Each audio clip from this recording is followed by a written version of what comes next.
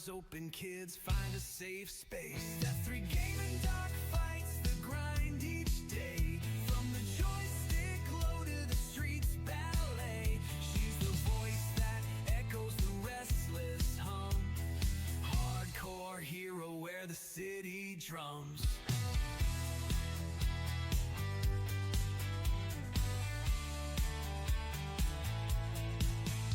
She drove out of Cali where the sun went red. Found a home where chaos and dreams are bred. The city roars but her wheels still roll. Streaming at night with a fierce heart soul. Death 3 gaming doc fights the grind each day. From the joystick low to the streets ballet. She's the voice that echoes the restless hum. Hardcore hero where the city drums.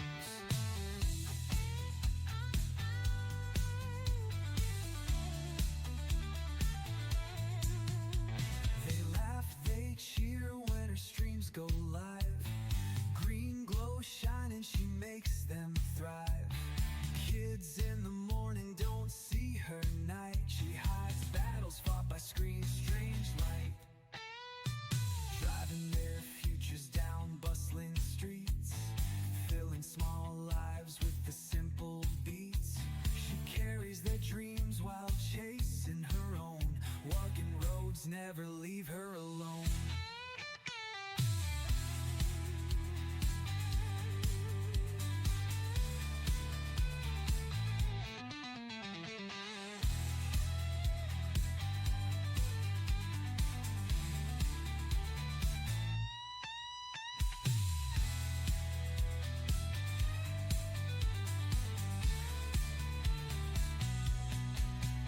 She drove out of Cali where the sun went red. Found a home where chaos and dreams are bred. The city roars but her wheels still roll. Streaming at night with her fierce heart soul.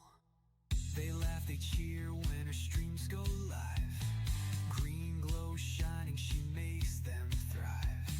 Kids in the morning don't see her night. She hides battles fought by screens, strange light.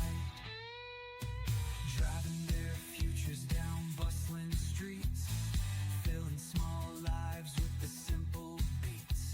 She carries their dreams while chasing her own. Winding roads never leave her alone.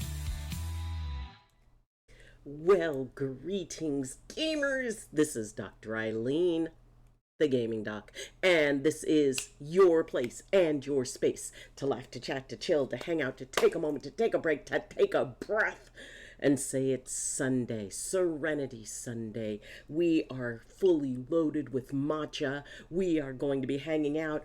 Arby is here, so Arby, don't slouch. Okay, that didn't help. Stay. Anyway, however, first we must acknowledge a couple of folks. One, we acknowledge coming in, waking up early just to support my moderator, Supreme, and King of New York, the reigning monarch of Staten Island. I will hear no argument to the opposite. The one who is my OBJ stun Zobi and teaches me the Zen Jedi way of all things, including bus driving, pizza making, pizza to be found, Staten Island, computers, gaming, modding, all kinds of stuff. Amazing. Who is also an absolute delight, J Stun Z. And we also must acknowledge our first 3 Olympic champions across the gate. Coming in for the gold, my Pally Alley PSO6. Still think I see SOAS in that. And coming in for the silver, my favorite foliage, Fruity Leaf. And coming in for the bronze, with a chill wind, yet warms our hearts, Frio Frost. Oh my goodness gracious, great balls of fire. We've got X Adoring Terror X resubbing with a prime. Oh my goodness gracious, great balls of fire.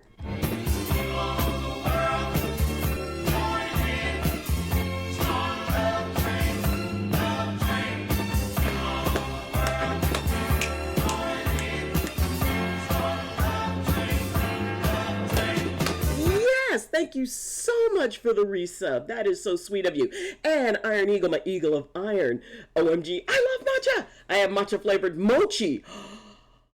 Why is that not in my life? I must find matcha flavored mochi. That must be amazing. I have camp next week. Very nervous. I've packed already. Still have a couple of things I got to pack. Oh, but camp is going to be so nice and so wonderful. Camp is amazing. You meet new people. You meet new friends. Ooh, and Exodoring Terror. Hearts. Hearts. Oh my goodness. Sent you a DM. We will check that. Sent in Discord a tune that I think matches your welcome swag vibe. We have a tune. Hold on.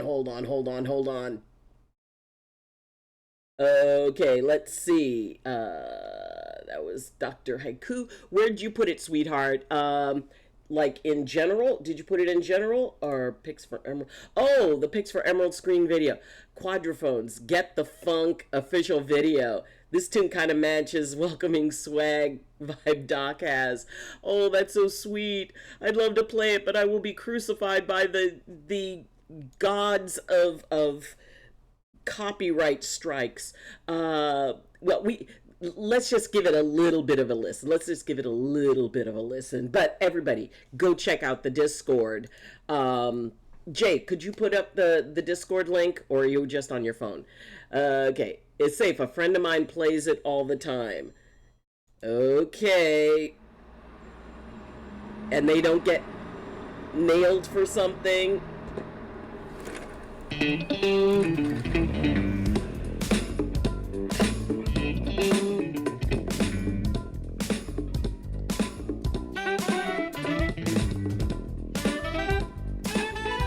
Because my concern is what they do is they say that they cut it out of the video. And I have to upload to YouTube, and YouTube is even worse.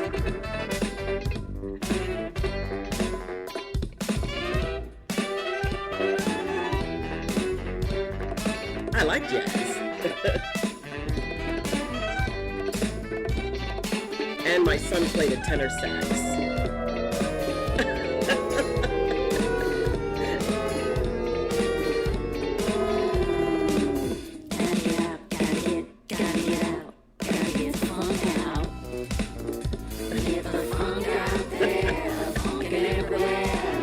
Okay, we're gonna give it that long, and then we'll see if it jumps on me. And also, like I said, I upload to YouTube, and YouTube will take out an entire section of my video. But we will try it out. We'll try it out and see if a minute goes. But thank you so much, sweetheart. I love that.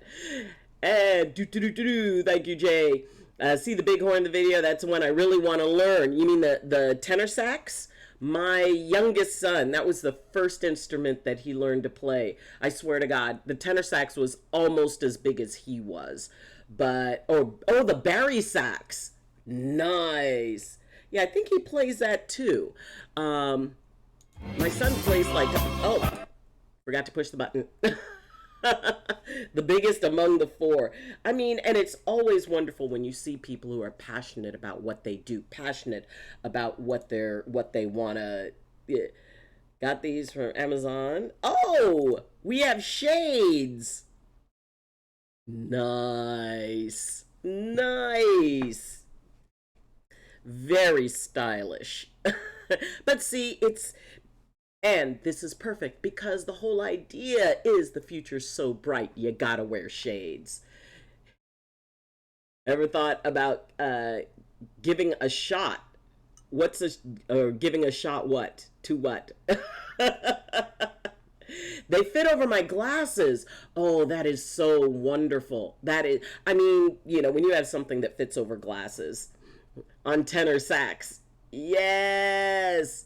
It is, let's see. At his peak, he played 26 instruments. He could also transpose in his head, could tune by ear, and conducted. He's absolutely amazing. And even though music doesn't play as big a part in his life as it once did for, certain reasons, it's still very cool because, we can talk music, we can talk about, the old days, and who knows, maybe one day he will be able to get back into playing music, which I really hope he does. Um, so now when I'm on my bike, I won't get blinded by the sun. See, that is a very big thing because when you're on a bike or a motorcycle, considering the fact that most people aren't looking for you, you have to look out for everybody. So, Iron Eagle, I'm very glad. You didn't answer my question. Giving a shot. Ever thought about giving a shot? What do you mean by giving a shot? It's I'm not sure what your question is. So you need to uh I don't know if there's a typo in that. You ever thought of giving a shot? Giving what a shot? As in trying something? Trying tenor sax. Well, first off, I do not have one. Um, Second, because you kind of have to have one to play one. And I prefer string. In fact, I have a moon harp that was gifted to me that I'm learning to play. So, also, I didn't feel comfy on two tires except for my hoverboard. Yes. Oh my goodness. It is. I mean, and it really kind of bothers me because I drive a bus.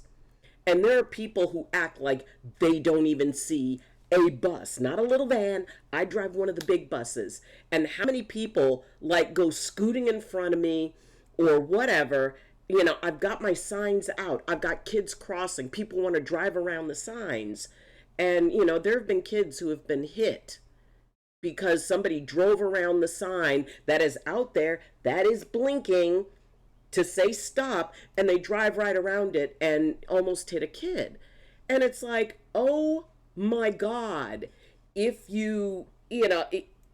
so if they can pretend like they don't see me, please, if you drive anything smaller, it make sure that you're keeping an eye out because not everybody is that aware. And driving a bus, I make sure that, and I look especially for motorcyclists, because, and in all fairness, there are some motorcyclists who do not take the precautions. They kind of weave in and out of traffic as well, or they don't think that they're supposed to stop at the signs. It's like, it's a blinking sign letting you know that children are crossing. How can you go around that? Because, yes, if a car hits a child, that child is going to be hurt or worse. If a motorcycle hits a child, that child's going to be hurt or worse. So, even a bicycle, and it always kind of throws me off where people just, it's like, what if that was your child crossing the street or your brother or your sister? Would you want somebody to put them at risk just so they can get someplace less than 30 seconds faster? So that's one of my two pet peeves driving a bus. Okay. My other pet peeve is there's a white stripe painted where it says, please, stop here. And people pull all the way up to the front. The reason that white stripe is there is because they know buses are going to turn there, or it's likely buses will turn there, and it gives space for the bus to turn. And when people pull up ahead of that and I try to make a turn and they're looking at me like, what? And I'm like, you're supposed to be back there. Oh my gosh, those are like my two main pet peeves. I love everything else about driving the bus. It is fun, it is cool. I feel so wonderful when the kids get on and they're telling me about their day, and especially when they're not fighting, or when it's a nice chill ride. It is the absolute best because these kids are coming on and they're saying, driver, I got an A on my test. Yes. Driver, I'm kind of nervous about a test tomorrow. It's like, you're going to do just great.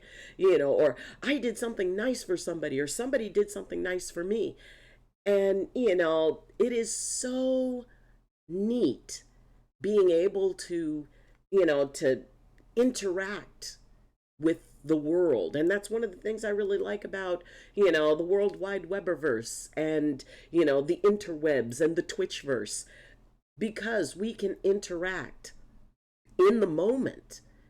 And I think that that's tremendously cool because, I mean, people are here from all over the world. I mean, I play Love Train, people all over the world joining hands.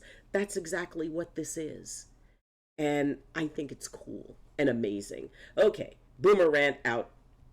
Let's see. Da, da, da, da, da. Let's see. Right now, try to rephrase. Patience is a virtue. Yes, I'd rather a quad or a three-tire bike like the one that Smoker rides in One Piece when he was captain. It was no means it was. It's okay. Afternoon. We've got Silver Wolf in the house. Oh, one of my favorite artists, the one who brings the amazing pictures of our wonderful, wonderful little baby boy, and who is a member of my Nameless Family fam. Oh my goodness gracious, great balls of fire. How are you doing? And we've got Kimmy Beans in with the southbound end of a northbound unicorn. Where's my bean rain? There's the bean rain. Yes. Oh, goodness gracious. And we've got, oh, wow. Where's our baby boy? Reaching. Oh, see, look at how big those feet are. He's going to be so tall. Oh, baby sleepy picture. Oh, he is just getting so big. I mean, I remember when he was just a work in progress. Goodness gracious, and thank you so much for always sharing these delightful little pictures. So, and however, we are going to talk about one of the things that's hydrate. See, Iron Eagle, great minds think alike. I was just picking up my matcha. Now, I had been doing matcha with coconut milk, and I decided let's branch out a little bit. So this is oat milk, and I'm liking it. I'm like it's got a different flavor. It's sweet in kind of a different way, but it's delightful. So, dreams. Dreams can mean a lot of different things. And you can talk to a lot of different people. Your matcha matches your shirt and my eyes. Yes. Or for those of you who don't see. There you go. And what can I say? Green, favorite color. Anyway, dreams can mean a lot of different things to a lot of different people. And we've had conversations before, and people seemed really interested in talking about their dreams and kind of exploring what is the message. And sometimes the message is from your own subconscious. Sometimes the message is from, spirit guides or ancestors or, however you envision a higher consciousness in the universe, however that works for you. But dreams can mean a lot of different things. And I know in the past, people have been really kind of tickled to be able to talk about some of their dreams and to get a perspective on it. Or just, and remember, my perspective, my viewpoint, my opinion, you have every right to my opinion, but you have no obligation to it. If anything I say does not resonate with you, that's okay. And it is really interesting because when people have had sometimes when they've had a big event happen in their life, sometimes when they have something that's really weighing on their body, their mind, or their spirit, and they're looking for an answer, sometimes those answers come through dreams, but we don't realize it. And to me, there are dreams and they're not dreams.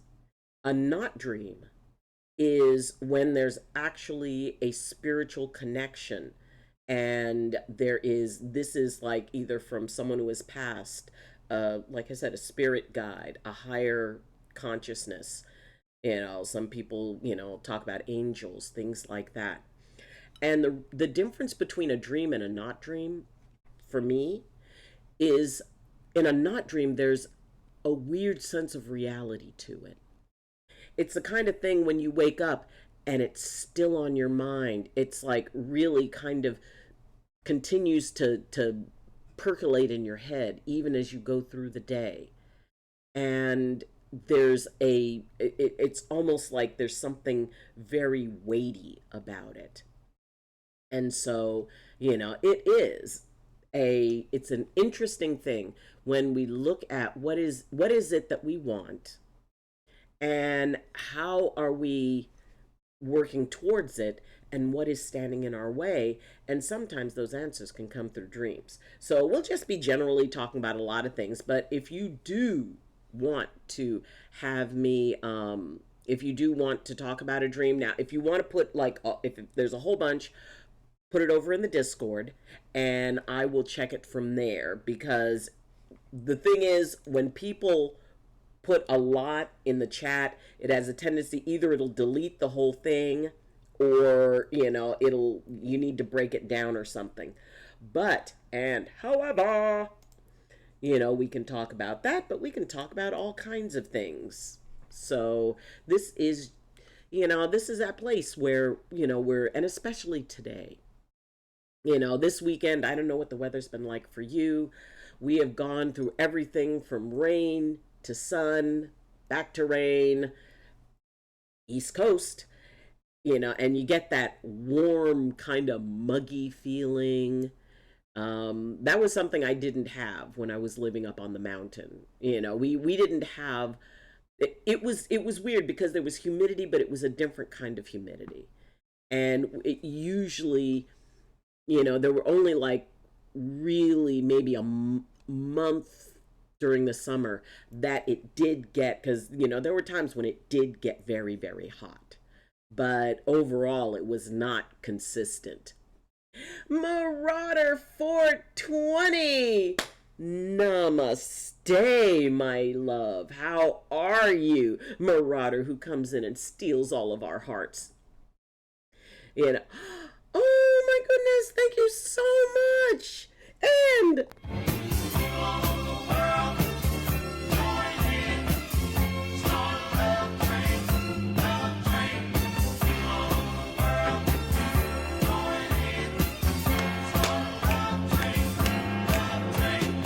yes, thank you so much, Marauder. That is so sweet of you.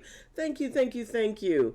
And as many of you know, my goal is, eventually one day, first off, being an actress. Second, to be able to build this into something that I can do all day, air day. And, it really is neat. Thank you so much. Somebody asked me, it's like, do you seriously create a nickname for everybody? It's like, yes. I've been having some weird non-dreams. Sleep paralysis is a beast. I'm so glad you brought that up, my dear. Okay, for those of you who don't know what Kimmy's talking about, and Kimmy, Englishing, feel free to elaborate on it. Sleep paralysis is basically, it's a weird kind of a neural short circuit.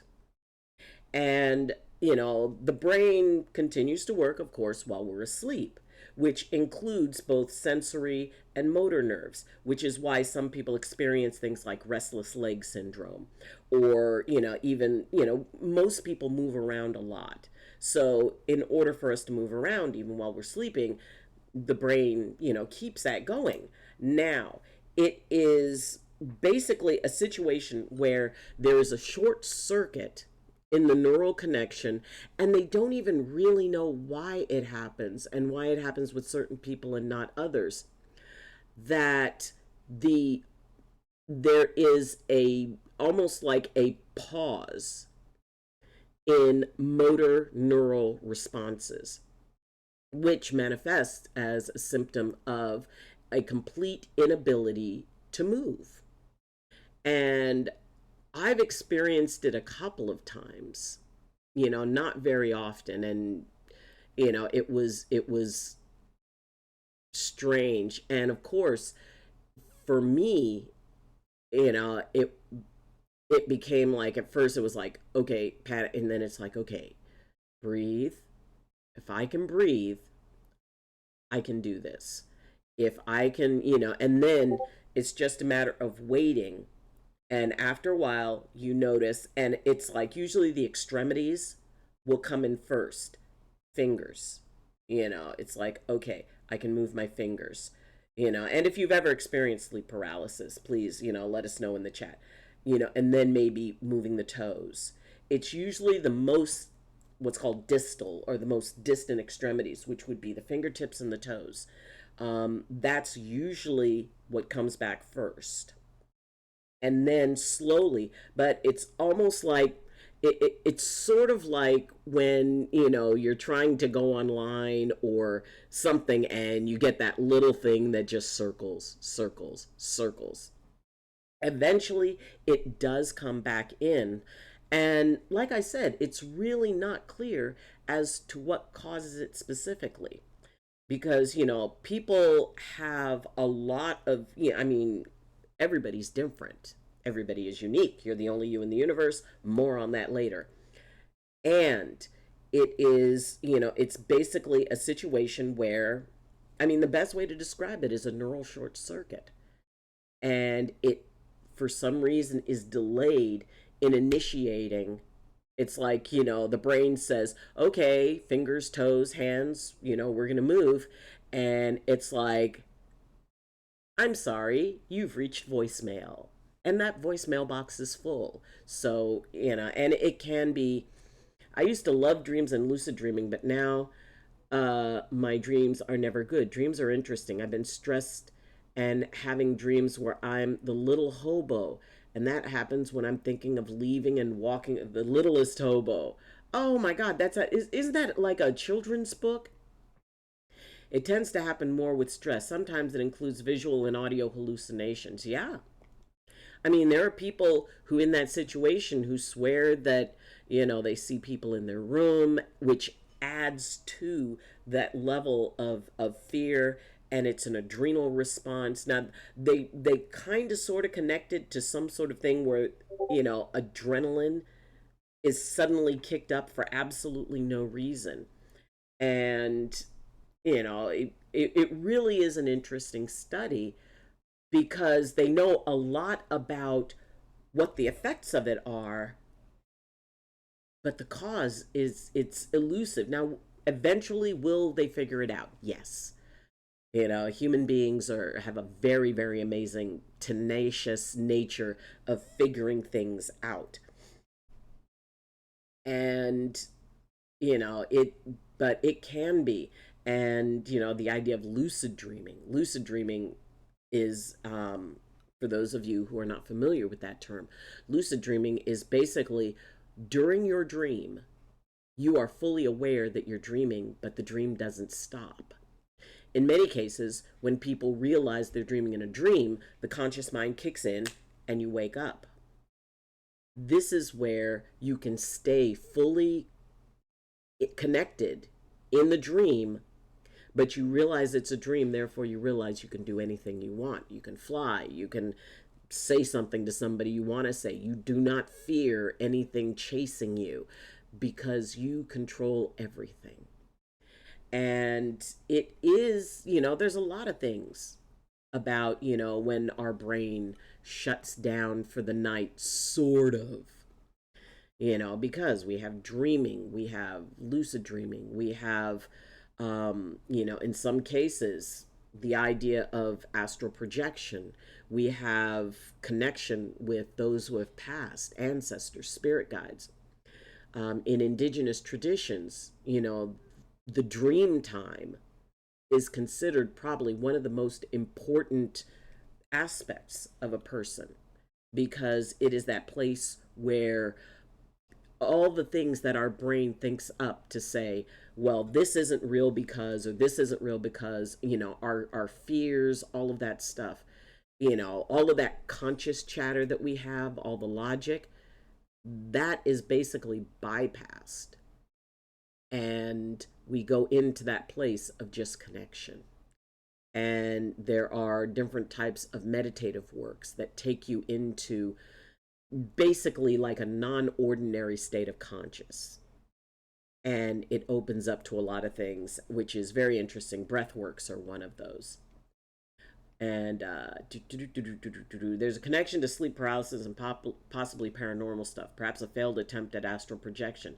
Sometimes I see astral projection. Sometimes I see and feel myself having an out of body thing. Sometimes that looks like me, a figure on me holding me down. Yeah, it is amazing. And the fact that, I mean, I have studied the human brain. I was a chiropractor for 20 years. I have actually held brains in my hand as I studied them, all the physical structures. But even with all of that, we are not totally sure what all of the brain does, what all of the brain can tap into. And as I've experienced a lot of very amazing types of things, to know that the conscious mind is only, it's not the major part of what our minds, mind versus brain. It's like brain to me is the physical structure, but the mind, that's almost infinite, what it's capable of connecting to. Yeah, one time about 20 years ago, I woke up and was completely blind, work issue, then woke later and can see. Could that have been a form of sleep paralysis? 100%. Absolutely. And I'm glad that you bring that up, because sleep paralysis, I mean, it's generally it's considered for movement of the body. But, it's if that neural disconnect of the muscles and talking to the nerves and all of that, it can affect anything.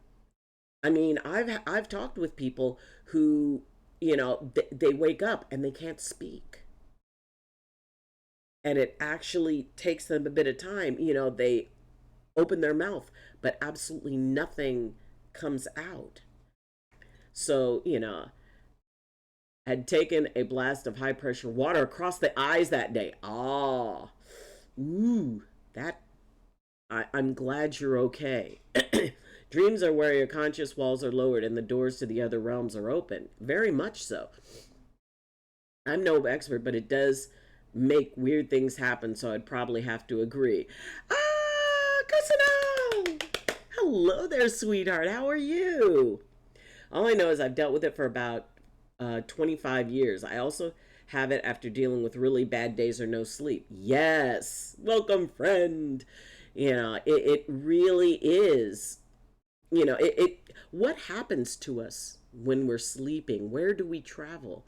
Where do we, there's times that, people experience alternate lives because, okay, just my opinion, my viewpoint, and in my experience, because I've had some very unusual experiences with this, based on things I've experienced, I believe that all time is not a line, it's more like a ball of yarn.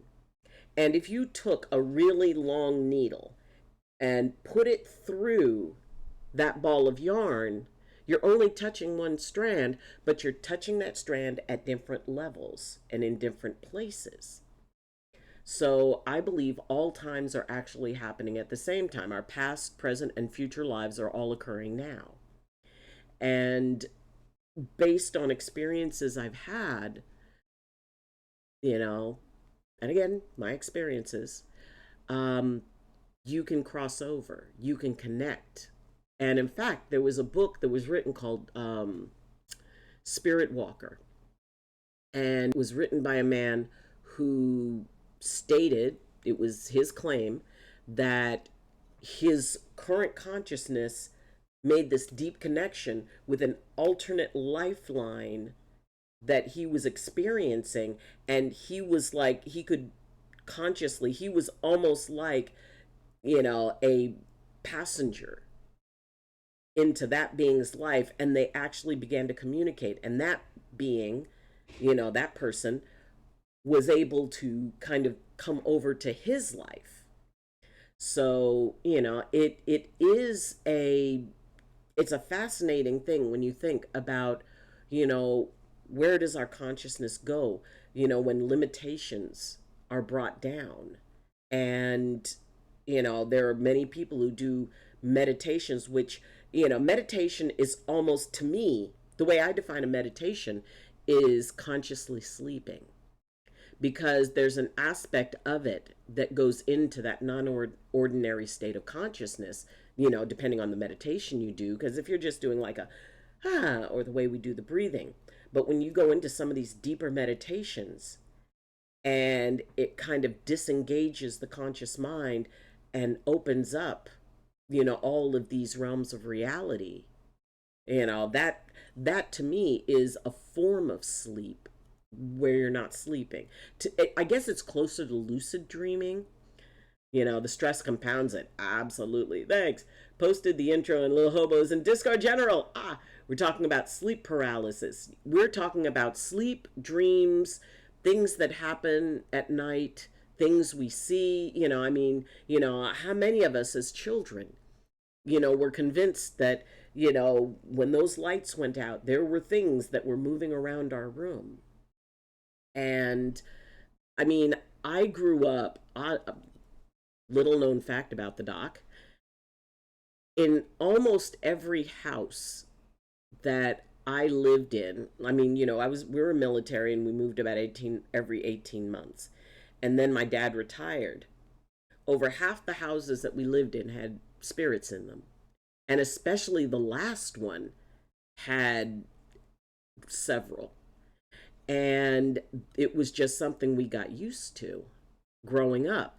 We were in at one point, my dad was overseas, and so my mom took us to Detroit, where we stayed in the house that my grandfather, her dad, had owned. And the thing is that, he had died, previously. I had never met him. My younger brother had never met him. And he used to show up at the house. And my older brother and sister were almost newborns when they had visited him. But he never saw me and he never saw my brother. But his ghost, his spirit, was definitely in the house, and we saw him there. And the house we ended up, my dad retired into, there were spirits there. Absolutely. And, it's because I also think that children, their minds are more open. They haven't become, as jaded as some adults can be. And so they are more open, Are we talking about sleep? You may remember it from the late, probably 70s and 80s. Yep. Ooh. There's a YouTuber named Kurzgesagt.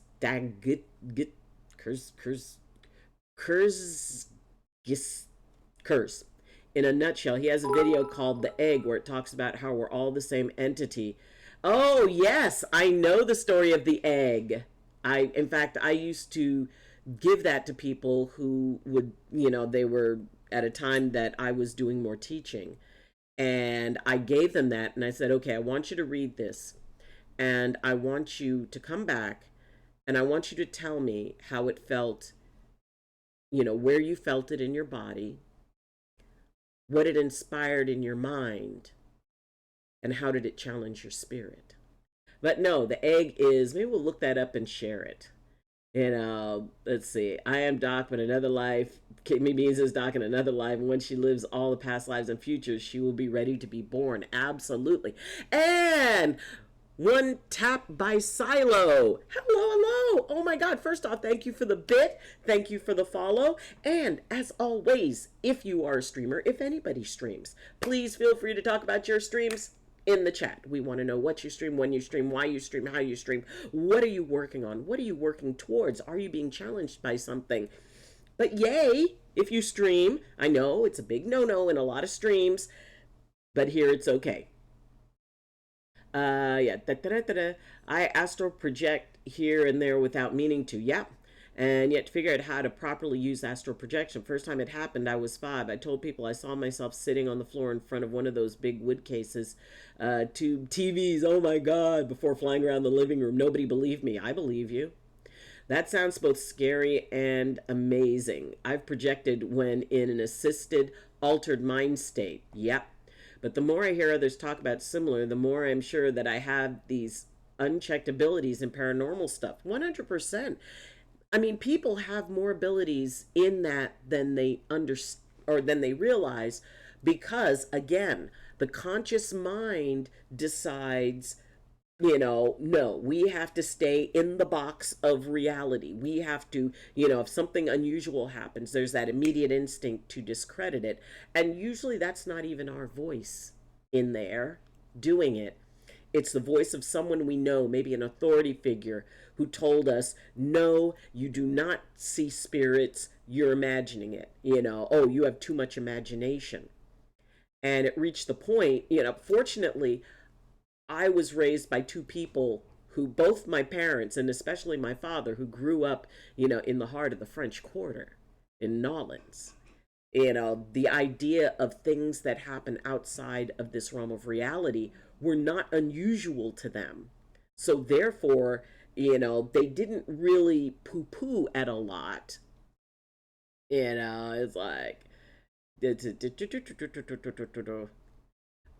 everyone does if your doors are open and unlocked. Yeah, it can be very scary. It can. I have no idea how to say it either, Doc. New follower, yay!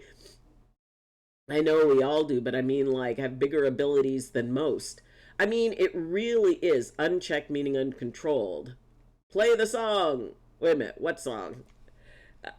It is. The thing is, my dear, I will get copyright claimed if I play something that is copyrighted to an entity. First off, when I transfer this video to YouTube, they are going to tell me I have to block out that section or I get in trouble. And only 3 copyright strikes and you completely lose everything. Twitch is very, very testy about that. YouTube is even more testy about that. So, which is why I do not, I mean, everybody go check the Discord. It's over there in the section, but, oh, sorry, I keep forgetting to re-push that button. Anyway, so, I mean, and as a matter of fact, the Love Train song, if I play it for more than 10 seconds, I get a notification saying, and I paid to use this. I get a notification, and on YouTube, they flag it and say, well, it cannot be played everywhere. So I know that this is owned by somebody. I wonder how people get away with the reaction videos and not get flagged. Many of them do. And the thing is, a lot of those videos get demonetized. And also, if I play something that belongs to somebody else, and let's say I was monetized, they could claim it. Somebody else can claim my video and all the income from it, saying, no, you used my stuff without changing it. And so it really is a very weird kind of thing. And yes, there are, Cosino. Okay, looking at you. Do not apologize. It's okay. You didn't know. You didn't know, sweetheart. It's all right. And I love it when people share stuff and the clips, which is why I make sure there's a place on it. But sweetheart, don't feel no. We're okay. Everything, it's okay. And Bladella 95, the future queen of scouts. Their last scene playing Fortnite. She's amazing and will teach us all. And it really is, in many cases, it is one rule for thee and not for me. For a lot of the bigger reaction channels, because they make YouTube money, they don't get it. In fact, there was this whole thing with, there was a streamer that, played something, and I mean, they got a full-on copyright strike. And then Markiplier, who, if you know YouTube, he's like gaming, one of the gaming bigwigs. And he played the exact same thing and he didn't get a strike. And he brought it up on his channel saying, which I thought was very cool of him. He brought it up saying, it goes, look, I played the exact same thing and got absolutely no repercussions. This other person played it and they got, they got a copyright strike. We got to have a level playing field. So they struck his video, but then they lifted the strike. So, it really is kind of a, when you're small and they're not making any money off of you, you tend to, not be treated quite so well. I happen to have been born with a foot in the realm of spirits and one in this realm. I was blue, not breathing. It said magical abilities happen. I don't know that I'm a beacon to the spiritual realm, that I see people that don't get seen by others. I see the spiritual warfare too. There's a battle in an alternate universe between demons and angels, or that's what it looks like. Yeah. I mean, and it's very interesting. It said it happens like that at birth, sometimes almost kills the child. Yeah. And the thing is like, one of my sons was born that way. And, it really is interesting that what happens to us, in one realm can affect others. That's, again, my opinion, my belief. And I know for a fact that there have been things that have happened to alternate versions of myself that affected me. It's like a ripple effect that goes through all of the lifetimes. And, it's interesting working with children because I see it in them. I see it. There's these two little girls, they're twins, and they're kindergartners. And I look at them and it's like, okay, these are equals, if not ahead of me. And I immediately, acknowledged it. And the two of them got on my bus and they stood side by side and they looked at me and they smiled and they gave me a hug. And one kissed me on one cheek, one kissed me on the other cheek. And it was like, when that happened, it was like, we know each other. We're familiar. And it has been quite some time since I experienced energy that was that profound. And it's like, oh, these two little girls are going to be something one day. And, but the thing is that so many people have so many abilities, and either because they were taught to suppress them or, in every single case that I've talked to somebody about, and they always tell me, oh, well, I don't have any abilities. There's nothing special about me. And it's funny because usually they're the ones that's like, oh, sweetie, you could not be more wrong. Now, there are times when I don't tell them. There are times when it's like, you know what? I'm not the one to let them know, or this is not the time for them to find this out. But they'll find out one day. They'll learn one day. And they are, and it's so amazing watching somebody suddenly become self-aware. And it's like, whoa. And in some cases, it's too much. And they back away, which is fine. Some people just aren't ready to open that door at that time in their lives. And it's important, each and every one of you has these amazing gifts. And as you are the only you in the universe, more later, the gifts that you carry are completely unique. Nobody else has the exact gift that you have. There are people with similar gifts. And in most cases, it's like when you think about the whole entirety of humanity, many people have similar gifts. but no one will have it manifest in them exactly the same way, which means that when you offer that gift, when you share that gift with someone, however you choose to, or in whatever way feels right to you, that is completely unique for each and every person. No other person will be able to do what you do in the way that you do it. And like I said, these two little girls, there was such a strong sense of familiarity and mutual respect. And it's like, okay, these two, I would say, are my equals, and they're kindergartners. And it may be that more opens up for them, or it may be that they carry this all along.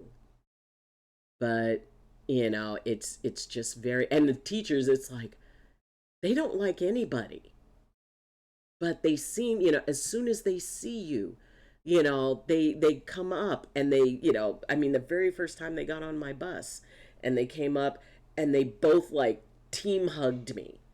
And the teachers who were brought them out, they said, they're never like that. And I said, well, kids. But I saw and felt that recognition of the intensity of what those two little ones carry within them. And it's I tip my hat to them. And but then again, they're kindergarten girls, and no matter what their spirits hold, they are kindergartners. And I think they should be allowed to be kindergartners. They should be allowed to be children, because I think everybody has a right to be a child. And I think that sort of balance is really necessary. We have, as a druid, we walk between worlds. And the tricky thing is not to get stuck in any of them, to be able to flow like water through them, to be able to understand, okay, this spiritual work that I do on this particular level at that particular amazing intensity holds no more or no less value than when I'm tying a child's shoe or wiping their nose. To be able to be okay with being everything and being absolutely nothing at the same time. To realize that, you know, we are all a part of something absolutely amazing, and at the same time, we're us. Each and every one of you is a part of something absolutely amazing. And at the same time, I mean, and I guess because, I've been consciously, now that I think about it, I've probably been consciously doing this work for the majority of my 62 years. And probably started it before that in this lifetime. And it's taken me that long to realize. And I went through the phase where it was just like, always about wanting to know what I could do. And now it's like, okay, just because I can doesn't mean I should. Yes, there's all this capacity within me, and I'm still going to wipe kids' noses or clean the seat if they have an accident. And the spiritual work that I've done stands equal to that. And it is about finding balance. Because when you can find balance with all the worlds you walk, realizing that not one of them is all of you. We have our spiritual, psychic, life, of traditions, rituals, ceremonies, all of that. And then we have our sitting around playing video games, giggling when a friend burps, that sort of thing, laughing at an off color joke. But we are all those things. We are our highest self and we are our lowest self. And both of those exist in every one of us. We are our love, we are our fear, we are our anger, we are, and the conscious you, the conscious us, should always lead the council. Even, the empath in me, and knowing how much more than just emotion that constitutes, that is a very strong part of me, but it's not all of me. Even that does not override, my empathy only gets one vote, my anger only gets one vote. It's like a big council. My highest self only gets one vote. Even my highest self must bend to my conscious will, because I am the one in charge of this. If you let any other part of you, when people allow their anger to run their council, they tend to get in trouble. When people allow their fear to run their council, they tend to not be able to experience life fully. Even when we allow our love to lead our council, it means that we're not viewing all of a person. We're only viewing what we want to see, which is why the conscious collective you is the one who should run it, and realize that every other aspect of yourself bends to your will unless you give up the gavel. If we give up our gavel, and for the longest time I did want to give up the gavel to the spiritual self because that felt safer. I felt more empowered. But the thing is, I realized that I can feel that as me, as Eileen. I'm going to mess up. Yeah. I'm going to be embarrassed in front of people. Yeah. I'm going to have my feelings hurt. I'm going to be betrayed. I'm going to be encouraged. I'm going to do well and I'm going to do lousy. And even my highest self has to agree that in order to become that, I got to be me. I got to make all the mistakes I can. This is probably the most I've talked about spiritual path and stuff like that. Um, and, you know, I don't usually talk about it because, first off, believe me, if everybody knew all my stories, most people would not believe them. A lot of people would avoid me, and others would want something from me in order to serve themselves. And it's like I reached the point where it was like, you know what? I can just sit back, trust that their higher self is at work. They don't need, me to intervene, which is, it's a very cool thing. And, when you perceive things that are outside of what other people perceive, you notice it and go, okay, that's interesting. Oh, I forgot to take out the garbage. When you can reach that level of balance, then actually to me, that's when the real magic started. When who I chose to be on each given day and each given moment was more powerful than any single aspect of me. Let's see. Yesterday was rough for me mentally. Oh, I'm sorry. It was the 4-year anniversary of my beautiful friend passing. Oh my gosh, I remember that, sweetheart. And then my dad told me my aunt, his first sister, has cancer. I was at an event for work, and my dad just couldn't wait until I could call him back later to tell me. Oh, sweetheart, first off, I am so sorry.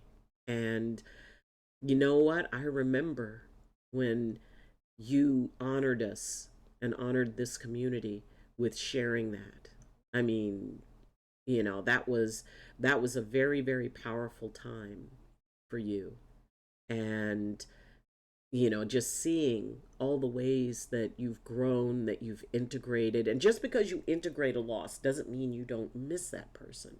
It means that thinking of them can be a gentle thing. And I am so proud of you for how you have, grown and moved through it and allowed yourself to grieve, but at the same time, you didn't allow that grief to anchor you into the past, and you were very authentic with it. And, and yeah, and, I wish every blessing for your aunt. And, this is the beginning of a journey for her. And so, for her to be able to move forward with whatever happens, knowing she's surrounded by love, but I will definitely, we will all keep good thoughts for that.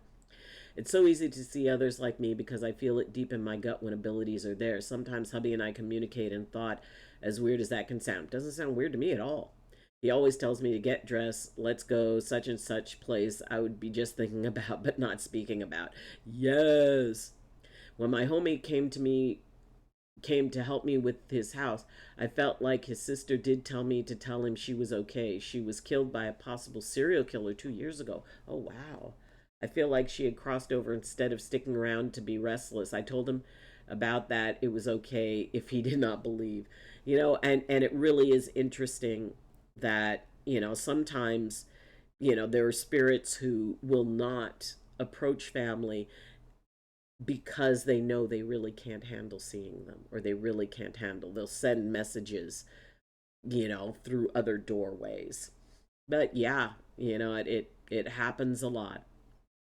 Next week, I'm headed to bring my mom from her bad situation with my sister. That's so wonderful. I'm letting her live in my workshop shed, heated and insulated and powered. That sounds adorable. Oh, and being able to, get that, set up a little space. My husband decided that he and his current wife are going to live in a tiny home. And I mean, some of those are very cute. Jay, kayak.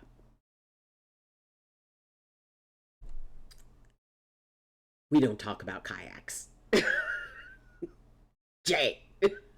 See, you put that in when you know I'm on a ramble. And then I come in and it's like, kayaks. Stop. My favorite dreams are when I'm having zombie apocalypse. Often I become lucid in those. Get to be the hero, lol. Oh my goodness gracious. I'm sorry if I was loud with dicing onions. I did not hear you. Oh my goodness. It is. Well, first off, this bump high five for enjoying a zombie apocalypse dream. Uh, it's and it is when you have a when you have a like a particular type of dream, and you get to be the hero, and that is that sense of empowerment. It is that moment of choice. It is facing, because it's like, when you think about what would a zombie symbolize in a dream, a zombie would symbolize a a force or an element of that person's life that, it's almost like a force of nature. The idea that zombies, I mean, unless you watch those weird movies where zombies are actually conscious or whatever, but in general, the general concept of a zombie is that it is something that is, it has no thought. It does not care. It responds to a primal drive, which is why they're similar to forces of nature. Zombies would be similar to, like, a flood, or somebody in an earthquake, or, or a natural occurrence, or, in some cases, like, within, people who dream about being attacked by an animal or something like that, where this is an aspect that you cannot control, you cannot dissuade, there's no conscious interaction with it. So it responds on a primal level, therefore, it affects a primal aspect of you. It's like, okay, cool. I don't think she was boomeranting. Yes, she was boomeranting. That was a good one. Sustained. As a young child, I remember a reoccurring dream where something serious was happening, plane crashing, out of control, car, etc. But I would be unable to stand, walk, or do anything. Couldn't call out for help, scream, or anything. Exactly. Exactly. And, and it's those dreams like when you're trying to run, but you can't. Or, or you're trying to dial. Have you ever had a dream where you're like trying to dial a number and for some reason you were always hitting the wrong numbers? So it is that kind of feeling of control, that feeling of empowered versus disempowered. And, and reoccurring dreams are interesting.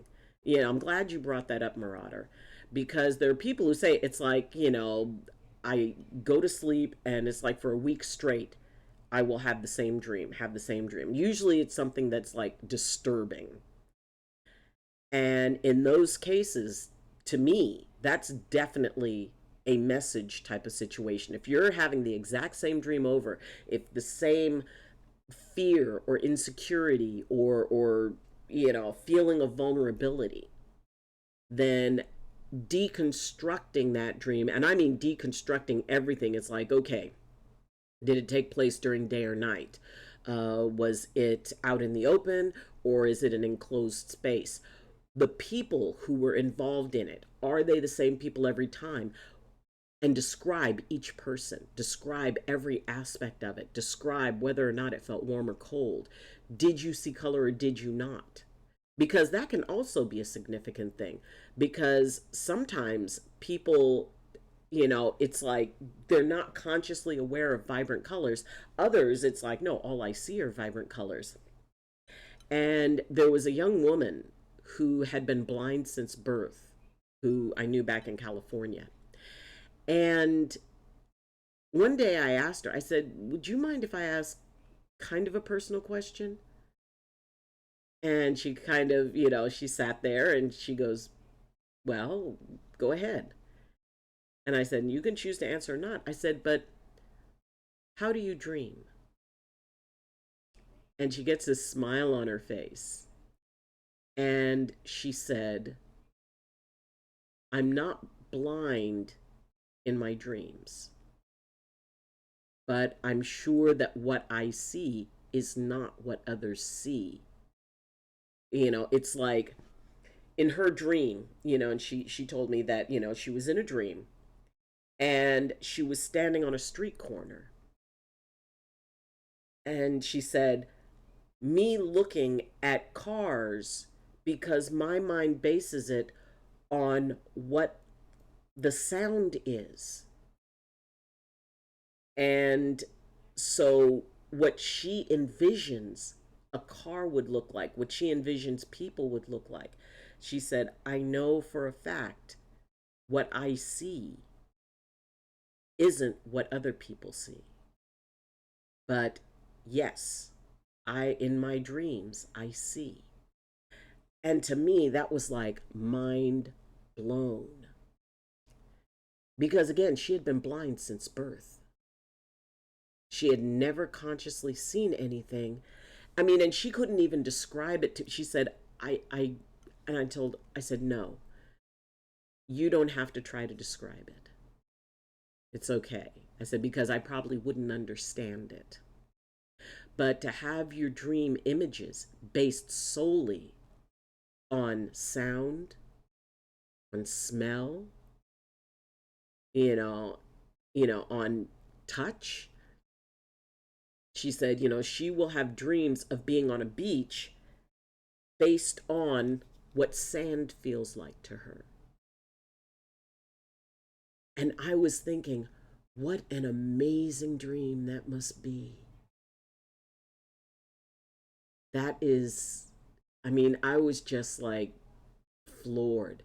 And I said, thank you so much for sharing that. And she said, no one's ever asked me that before. And in fact, she's the reason that I started acting was because she asked me to escort her to a karaoke night because she loved to sing. And she felt uncomfortable trying to go by herself. And my first thought, the first conscious thought was, oh my gosh, I just want to go home and relax and all of this. But then something said, no, no, no, you need to do this. So I escorted her to the karaoke night. I went up and did some songs with her and did a couple of songs. And it was that night that a guy walked up to me, asked me if I did acting, and I said, well, no, I mean, not since 1980 when I was in college. And he asked me to audition for a part in a play he was doing. He was the director.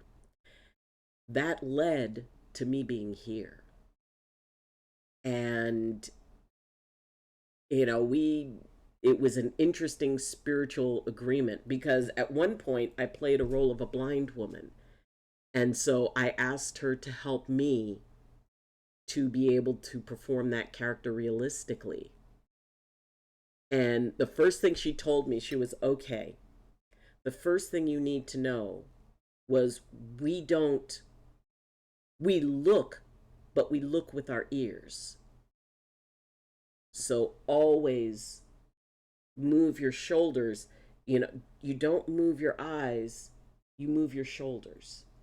And she taught me about using a cane and how it actually works. So she is an absolute delight, someone who has a very amazing spirit and is capable of amazing things, not in spite of her handicap, but because of it. And she's empathic, but she is capable of reading solely on the energy because she can't see. She cannot be, fooled by an illusion, which is it's very interesting when you see someone who has a particular, and using the term handicapped, it's almost like handicapped in one way is benefited in others. So it really is. But yes, reoccurring dreams can be a very powerful thing. As a young child, I remember a reoccurring dream where something serious was happening, plane crashing out of it. Oh, okay. Da da da da da. Let's see. I think the sister in question just wanted me to let him know she was okay because she lingered long enough for him to take it in. I think he believed me because she gave him the feeling of satisfaction before she was gone. No talking about the killer, no describing the way she looked, just felt that his sister was okay. Yeah. I mean, and a lot of times that's all that's needed. I was doing good yesterday. I had my necklace on with my friend's ashes so I could have her with me throughout the day. I hadn't cried a single tear, but I could feel the weight of my emotions. Then my dad just brought it out. Yeah, that can be really serious. Asta, what do you mean hunger strike? Okay, I need to know about this. So, serious question. What are you making that you chopping onions? Thank you for the raid the other day. It was very much appreciated. Ah, the real big tuna. Tuna, one of my favorite fish. Hello, my dear, and it was so nice to meet you, and it's a delight to have you here. Welcome, welcome, welcome. And please let us know what you're doing. When's your next stream? Talk about it. I have 5 basic dream types that I remember clearly as day from childhood to adult. Even dreams of my death, which I think I changed. Yeah, I don't dream. I only have nightmares or night terrors. Ah, that is very intense. And I wish for you peaceful nights. And I'm going to be lighting a candle for you, Asta. I think my medicine is helping people in life and death communicate through me in some way or another. Yeah, it is so wonderful when we can help out, the realms. Papa, hey, Papa Merritt, welcome back in. I've always wondered how psychedelics would affect someone blind since birth. How are you, Doc? I am doing awesome, even a little bit better now that you're here. What is up? What is happening, my friend? And it's very interesting that, because we take, I mean, in a way, there's a lot that's taken for granted.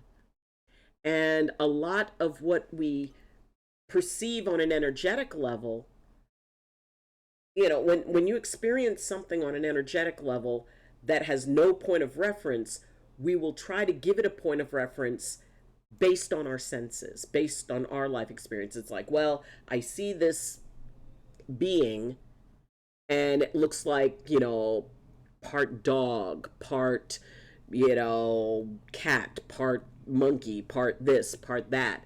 It's this color. A lot of the stuff that we deal with is based on, it has a particular smell, and, and very much visually. If we see something that we don't have an experience with, it's almost like our brains are triggered to go, and especially this happens in a dream. We will instinctively go into, well, this looks like, or, this reminds me of this, or this looks like this particular person, or it was this tall or this short. And the idea that if you take that completely away, it leaves a level of openness. And the young blind woman that I talked about, she had a lot of interactions with spirits, but it was never about a description. It was just basically pure soul, because there was no visual thing. And, certain spirits can also choose to look certain ways because they know it will affect someone. If someone is experiencing a spirit and it looks like a child, we are kind of hardwired in many cases to give, oh, well, it's vulnerable, it's this, it's that, it's sweet, it's nice. Or, if a spirit looks like a puppy, it could be the worst, most malevolent spirit that you could possibly deal with. But if it looks like a puppy, there was this old comic called Bloom County. I don't even know if they still do it. And they would do like these satirical cartoons. Anybody who remembers Bloom County? And there was this one sort of storyline that they followed for a while, that, this alien being was coming to take over the world, and it was totally malevolent, and they were waging war. And the malevolent alien being showed up, and it was this big-eyed, adorable little puppy wagging its tail. And, and it was like just evil, evil, evil. But everybody's like, oh, but it's a puppy. And so, we will categorize things. Oh, well, if it's this big, scary looking thing, we connect a certain thing with it. And when you don't have that, you deal straight on energy. And, this young woman, she is able to interact on that level without any visual clues. And so she perceives everything purely as energy, people, animals, everything. And, and we worked together in a few things, and it was just like, wow. Nightmares suck. I take medicine to take that away. Works okay, but not perfect. Maybe talk to a psych about possibly fit you for a med. Psychedelics should only be done with people you trust and people that have experience that can be really dangerous. Asta, first off, ding, ding, ding, 100%. Please put that in inspiring thoughts, because it could help you at least get restful sleep. Yeah, I know, but it disrupts my mood stabilizer, and that's sadly not an option. Yeah. 100%. Also in nature whenever possible. When outside of microdosing, a person would need a very strong will. And I am so glad you brought that up, Asta, because, I've had a lot of people, talk to me about, wanting to do medicine works and things like that. And, and I've done a lot of indigenous types of works. And the idea that you are 100% that they should only be done in an environment of trust, of safety, that, it's someone who truly knows what they're doing, someone who has been trained, someone who has respect for it. And, it is, in Native way, there's the terms plastic shaman and paper shaman.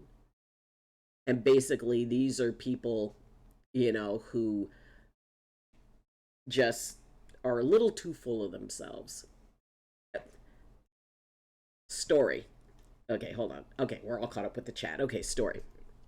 I used to go and participate in sweat lodges back in California. And, if you've never done a sweat lodge, it is an amazing transformative experience that you only do with someone who knows what they're doing, both from a physical safety level to, I mean, there was a horrible thing that happened years ago, and a bunch of people were hurt, and some even passed away because there was someone, they had a sweat lodge, and, and it was covered in plastic. You don't sweat inside plastic. First off, the heat creates fumes that are dangerous. Second, it holds heat in an unhealthy way. Moving blankets are fine, but you need something that breathes. And, when you're going into a situation like that, you have to really, and these people, they held it. I mean, it was, they had the tradition because, each of the tribes have different tradition. A Choctaw sweat lodge is different from a Lakota sweat lodge, which is different from an Apache sweat lodge, which is different from a Blackfoot sweat lodge. So I've been blessed to be able to have experienced a lot of different types of lodges and from different traditions. And so the place where I would go, there were a lot of elders, and that was very cool. And they were doing a men's sweat, and this guy, he comes in, and he's new, and some of the elders, they already read him. They read him absolutely. And he comes up and he starts handing out business cards. And on his business card, it had his name and it had shaman underneath. And the rule number one of a shaman is you don't claim that title. It's considered arrogant. You can say trained in shamanic practices, which, is a gray area, but that's okay. But to refer to yourself as a shaman, you need to really have a lot of cred. And this guy was a young guy. And so, one of the elders walked up to him, goes, shaman. And the guy goes, yes. And he said, who's your teacher? And the guy goes, well, I learned from celestial beings. And he goes, uh-huh, okay. So a group of elders, kind of went off to the side and they talked a little bit. They said, okay, he could come into the lodge. And because he said he wanted to learn how to pour sweat lodges, he wanted to run sweat lodges. And they look at him. And I was outside, because, it was a men's lodge, but they also invited women to hold the space for the lodge. So I was helping the fire tender because I was also training as a fire tender.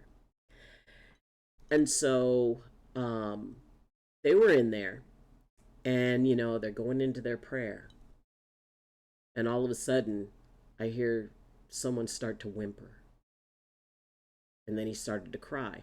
And and it's like they're in their prayer, they're doing their prayer and they're singing their songs, and this guy, he got wrecked.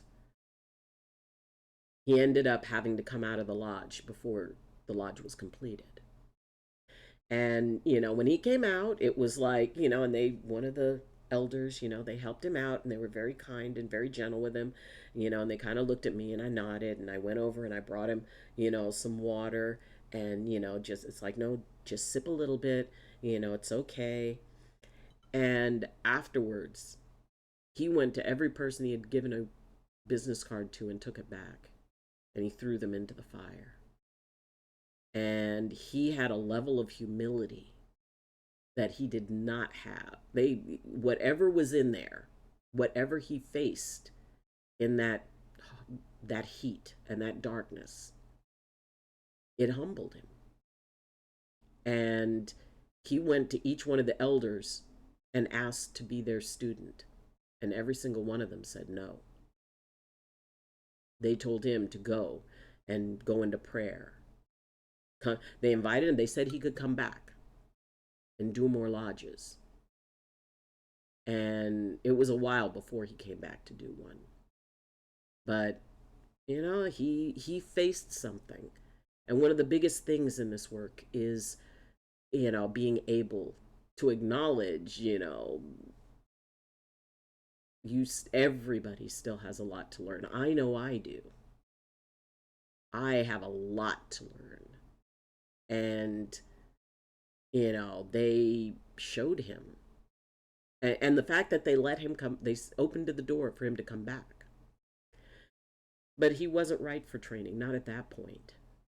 He needed to sit in what he learned from that lodge for probably a year. And then they would consider if he came and, helped out humbly, helped sweep. You don't come in and say you're going to, oh, I want to learn to lead a lodge. No. Maybe in 10, 15, 20 years you can do that. You come in with that humble heart. You come in, realizing that what you know means nothing. And it takes a while to learn that. That literally what you know means nothing because there's so much more. You never in life have the full story. You never have all the answers. And that is a very comfortable place to reach because it also takes away the responsibility. It's like, you know what? I don't have to know everything. That's not my job. That's not why I'm here. I don't have to be able to do everything because there are others. Many hands make light work. And, being able to sit with that, when you've got empty hands, those are the only hands that can be filled. And, you cannot fill something that's already full.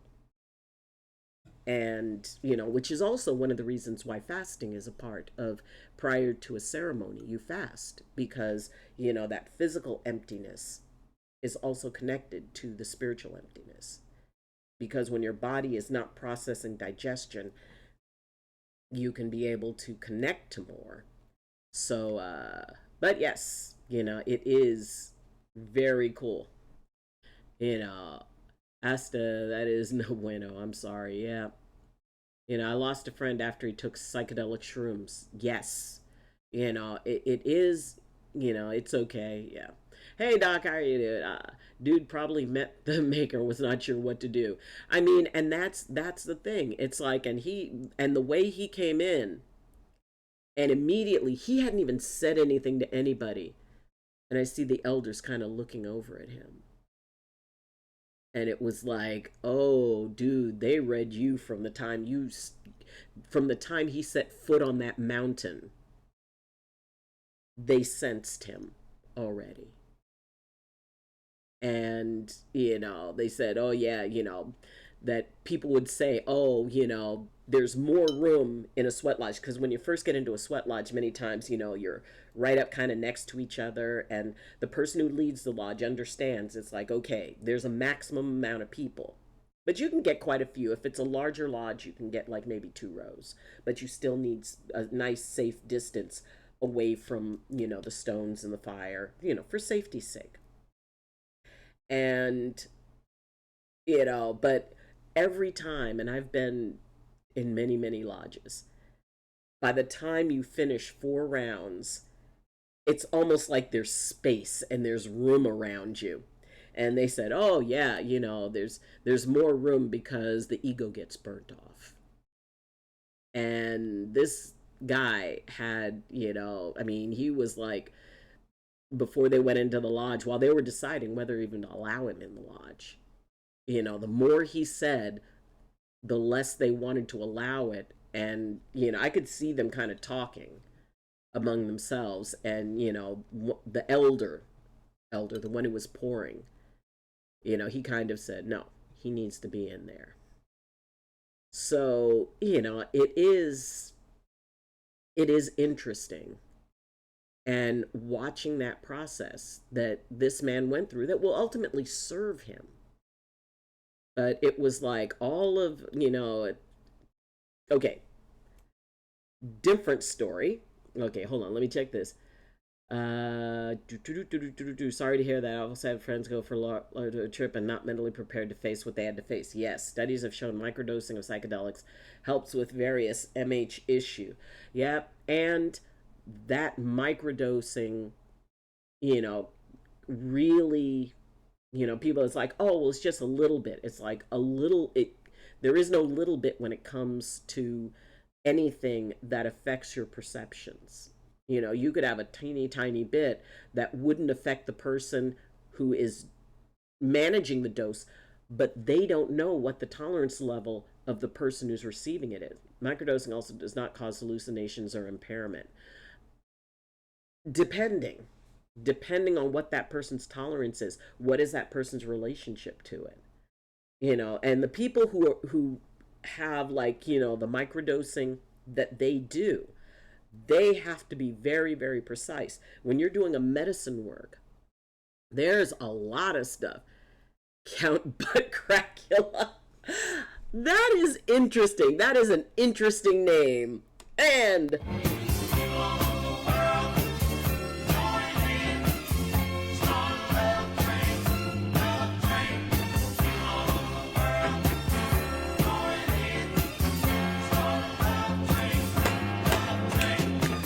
well, Count, welcome in. One new follower. Two new followers. Anybody who remembers the reference? Oh, let me remember to push the button. Yes, welcome. If you're a streamer, please feel free to talk about your stream, your streams in the chat. I agree, but even then, you need to be the patient and do it, because for me, psychedelics could be instant mania or depression, even with microdosing. Exactly. Agreed. I'm glad Canada Health is doing studies on it. Bipolar is a tricky disorder. The tiniest change in a mood can make me spiral. Exactly. Love it. Love you. Welcome, welcome, welcome. It's so nice to have you here. Sunny days sweeping the clouds away. Yes. Yeah, sunny days sweeping the clouds away.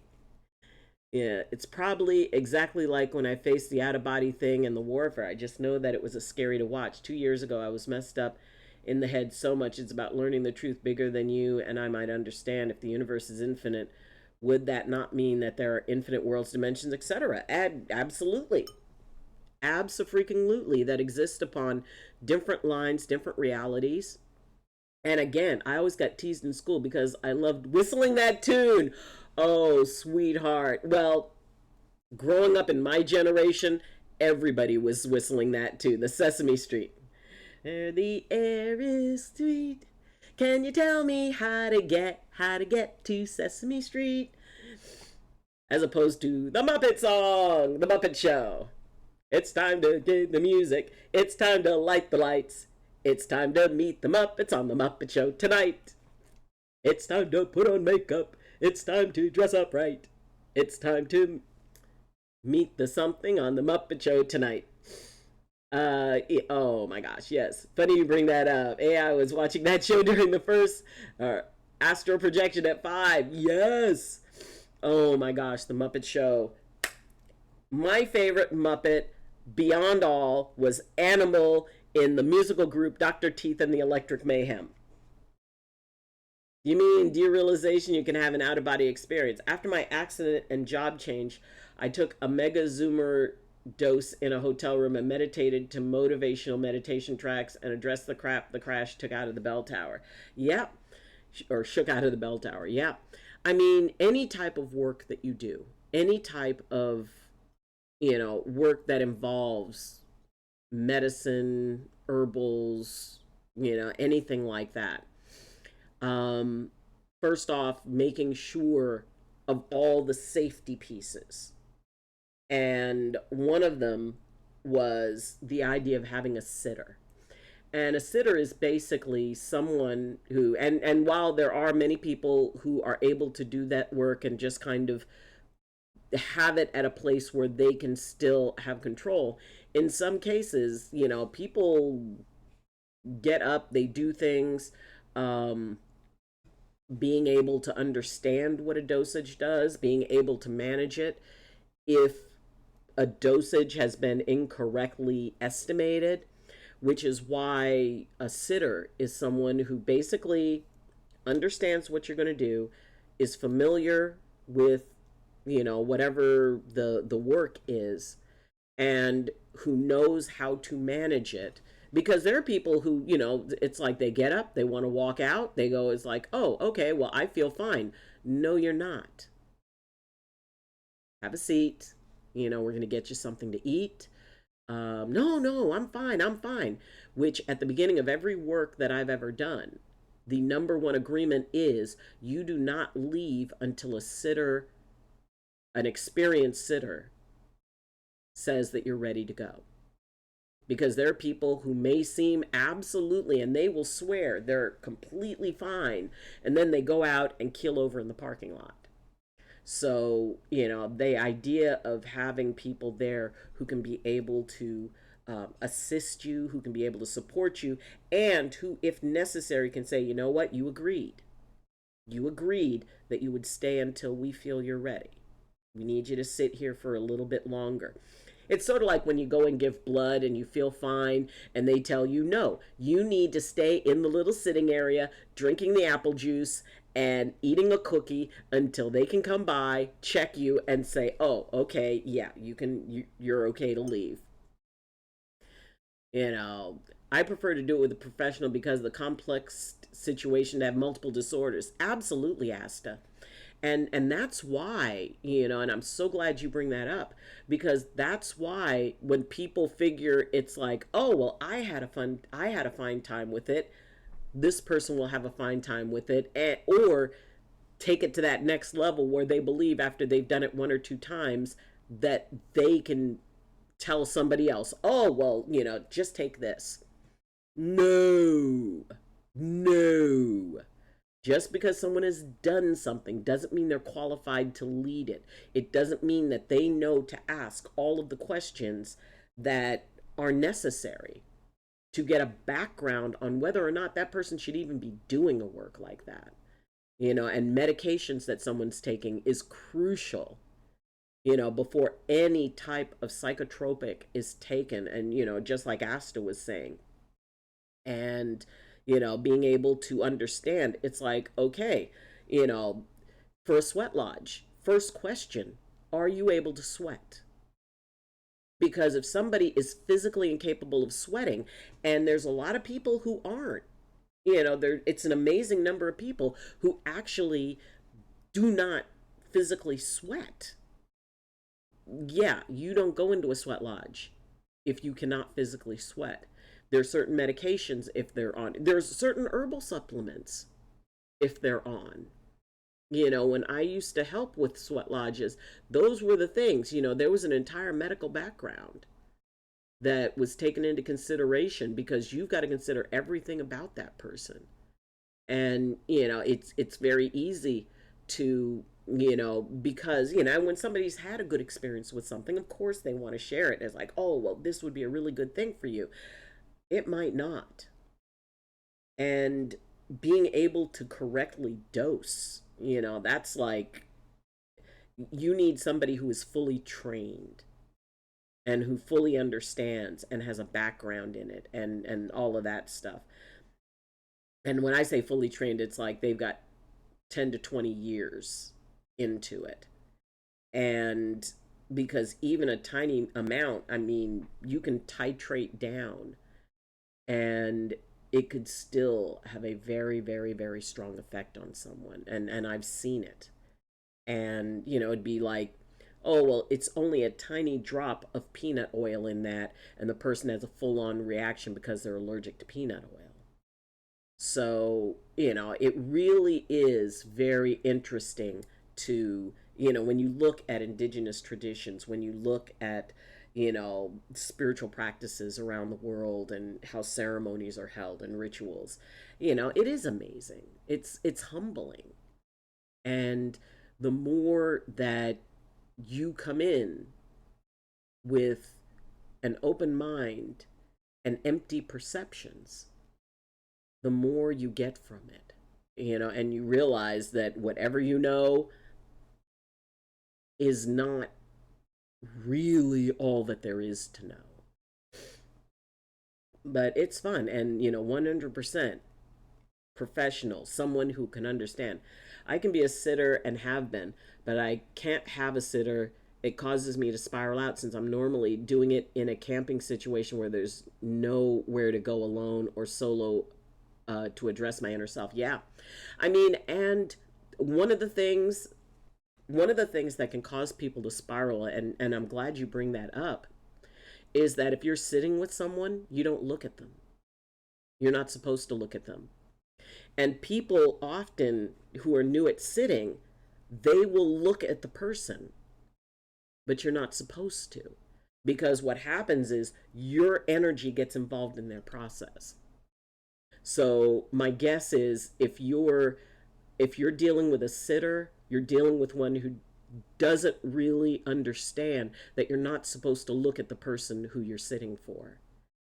You remain outside. You are a part of the container, but you do not look at them. You can look at the ground near them.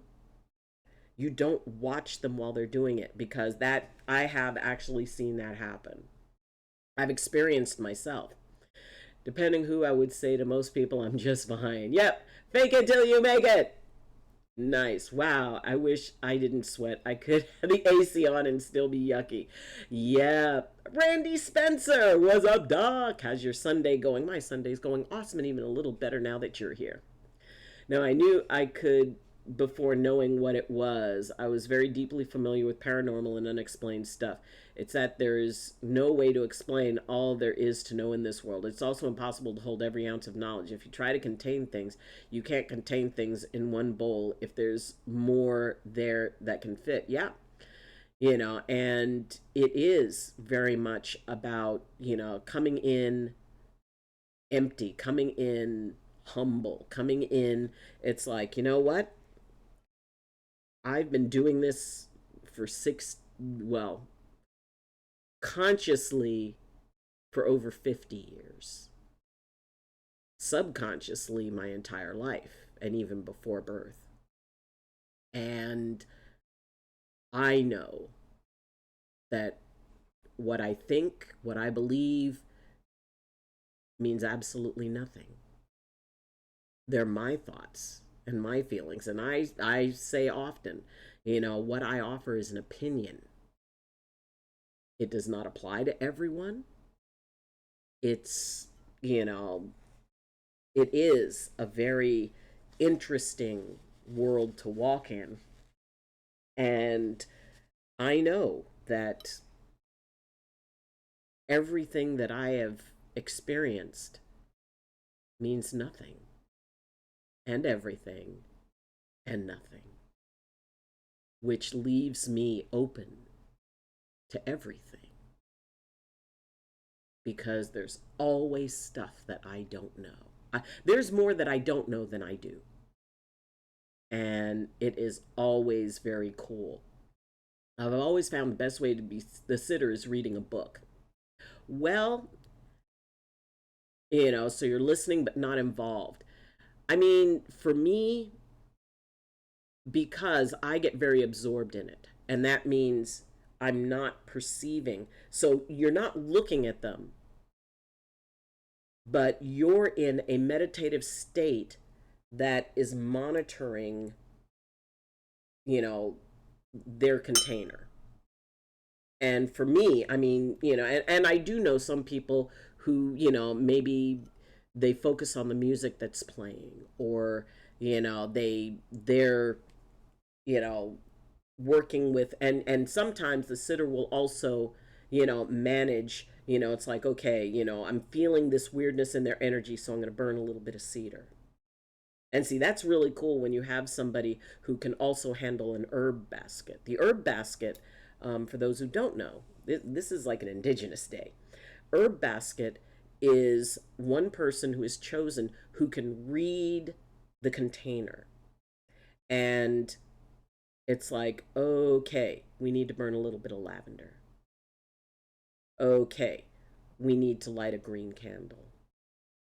We need to burn a little bit of cedar. And it's all intuitive. And sometimes a sitter will also handle an herb basket.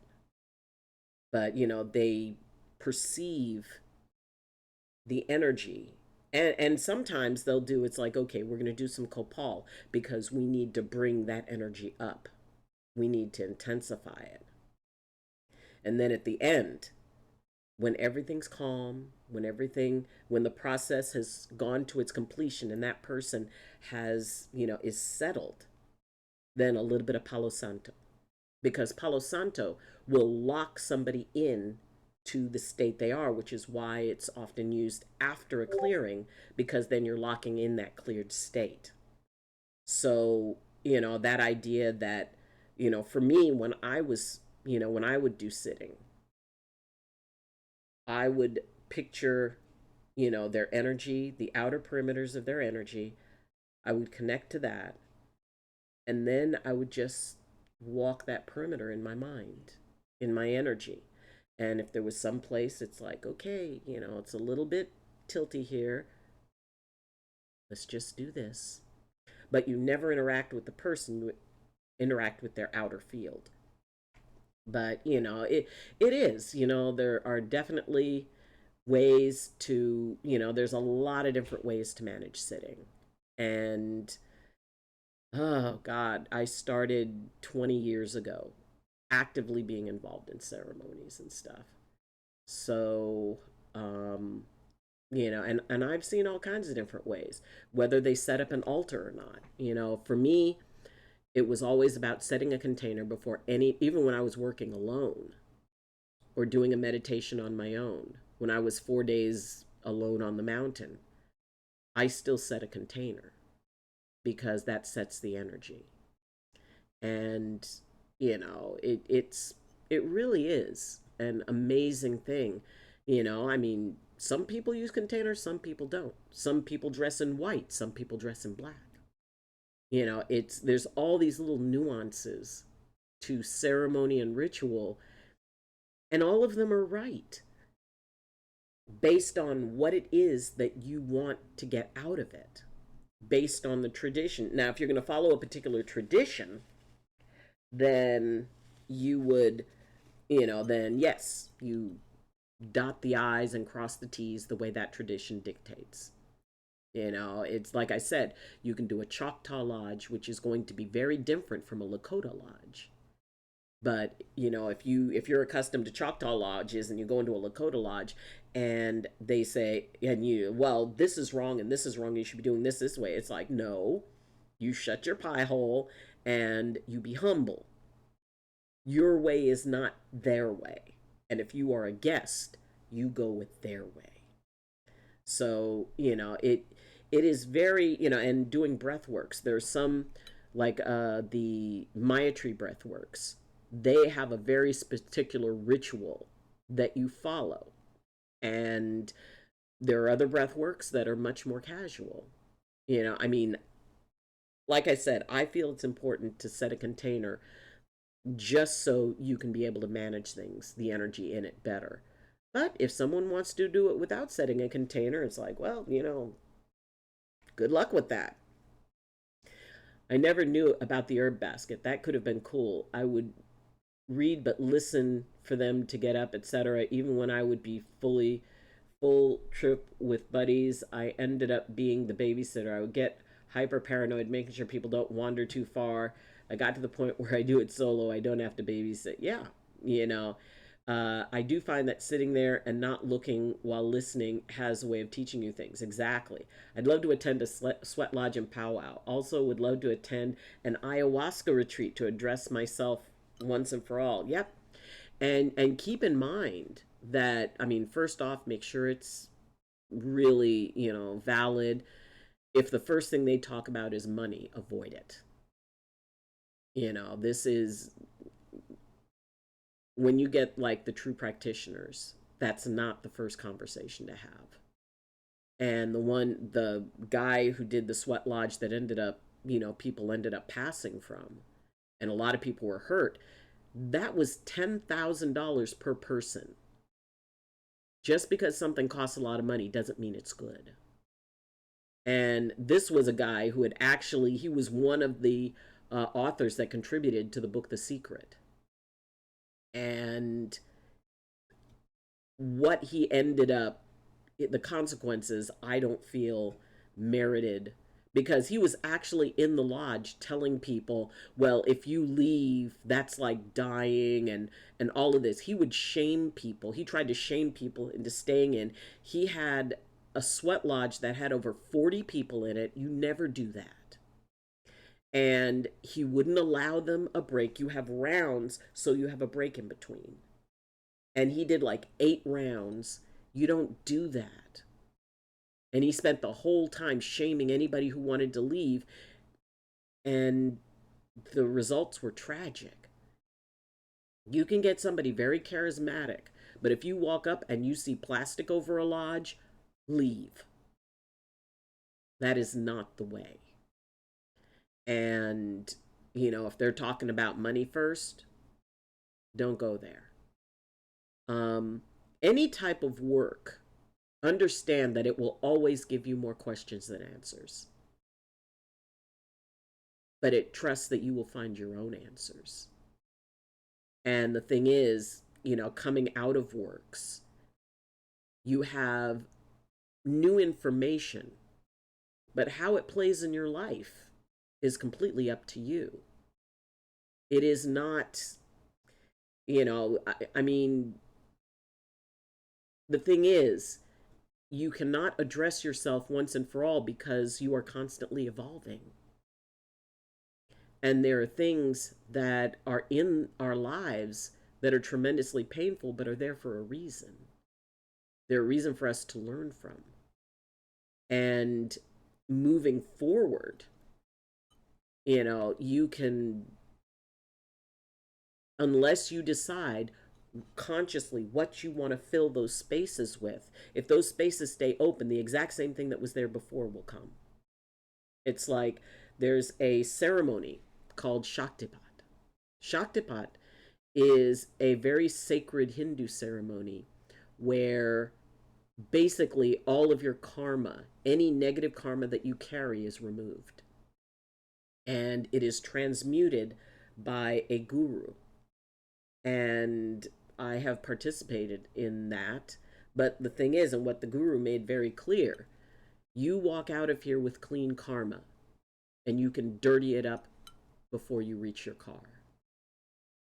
Which is why that after that, there is like 21 days of ritual that you have to do after that ceremony, including 430 times every morning for 21 days to say a particular mantra.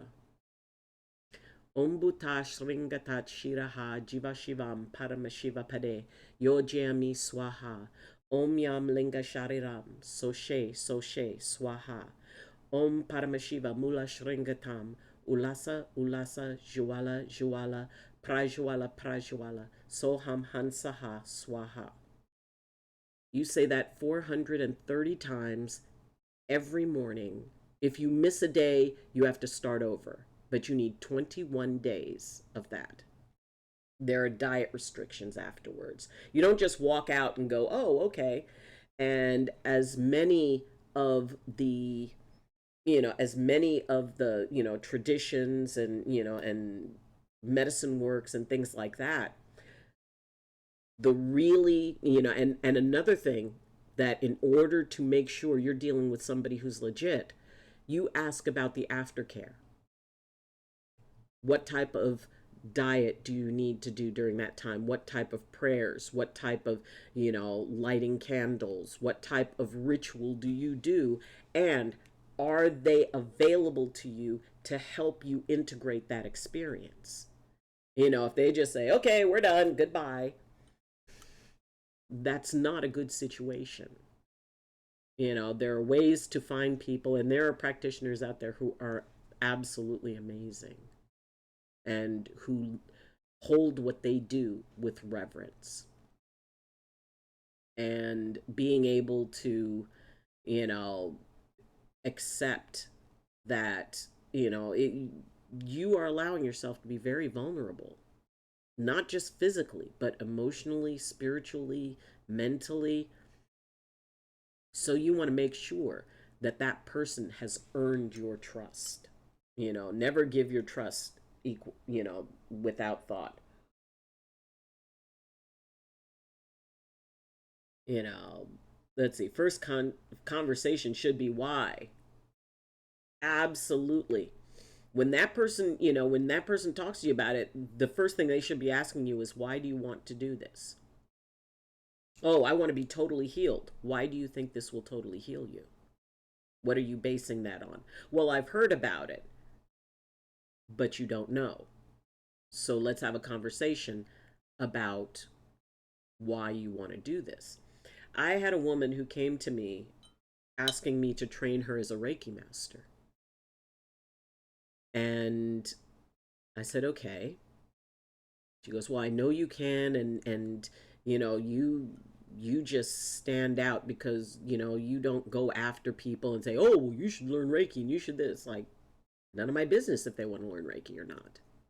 If they do, my question is why? Why this particular thing?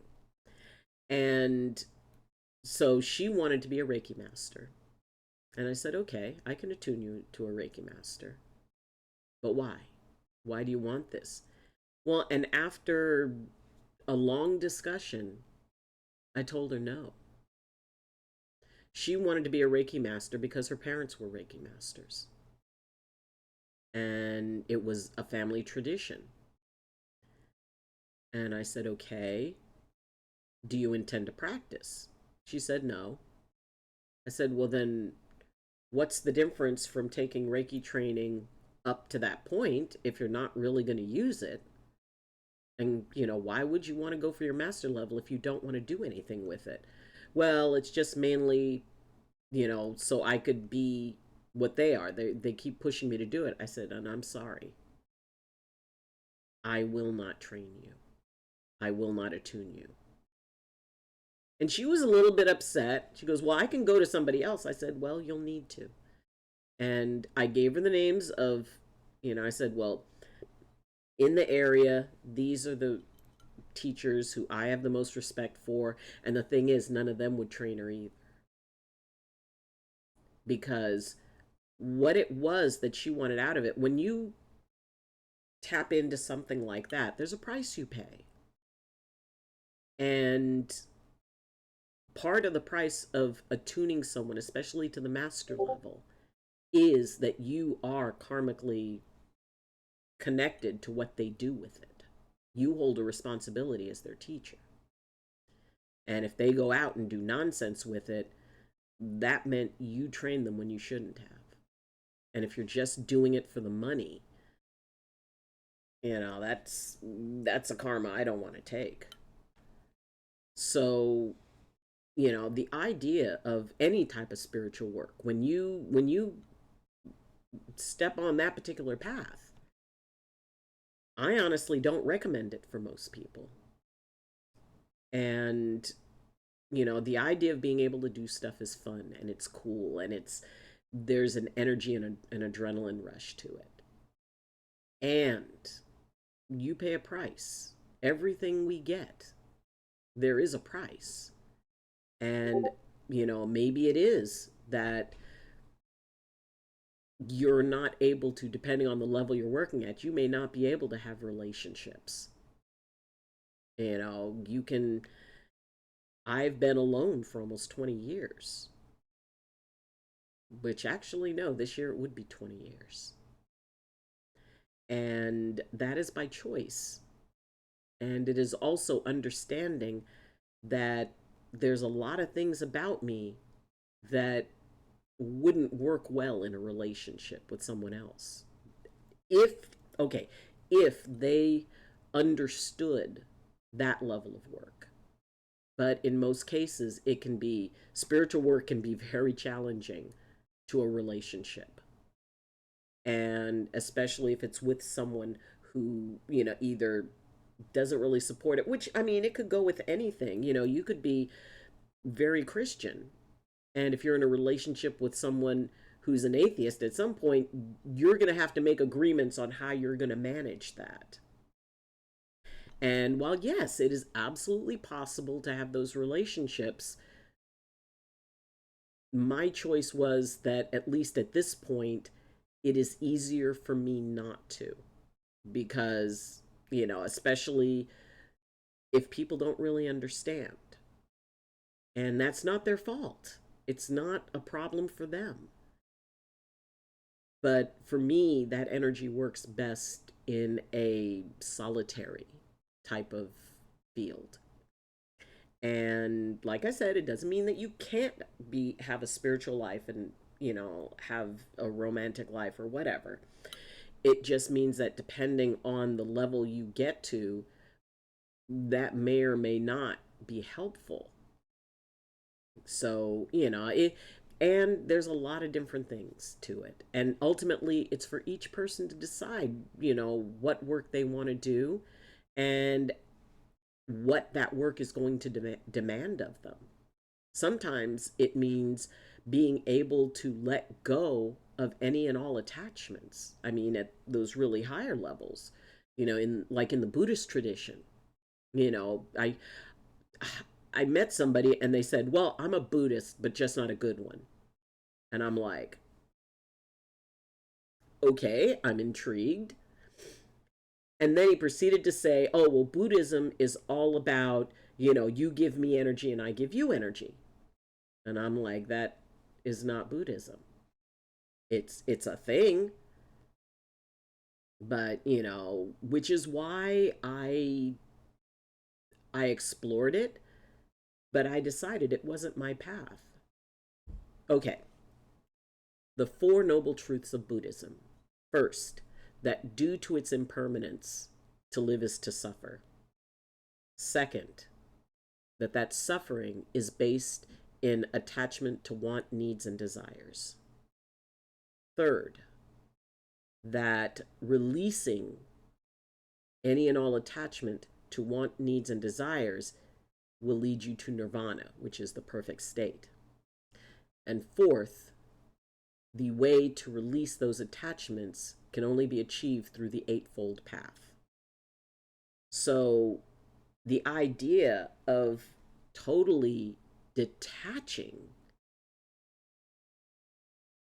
it wasn't for me. There are things about the Buddhist tradition that I absolutely love.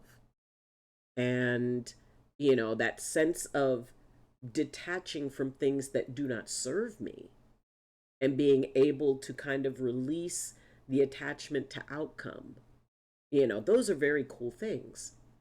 But a total detachment, which includes love, because that's an attachment, it includes, a sense of family, because that's an attachment. To, for me, now this is only my viewpoint, to be able to ambitiously pursue something, because that's an attachment. And, I have friends who are devout Buddhist, and it is so wonderful being around them because they are so peaceful, and it is a work. And for that particular tradition, you pay a price. You pay a price of your attachments. And but it is amazing because there's so many different ways. Yeah, I figured out, to me, the truth is that there's no such thing as the way. Everything is a way. My way works for me. And I know my way will change based on the things I experience. What was my way, 40 years ago is not my way now. Not even close. And as I experienced more stuff and my world got bigger, a way can change. And we see new ways. We see new opportunities. We see new beliefs. So now it's just about, oh, that's cool. I want to find out more about that. Oh, that's cool. And that kind of keeps it being fun.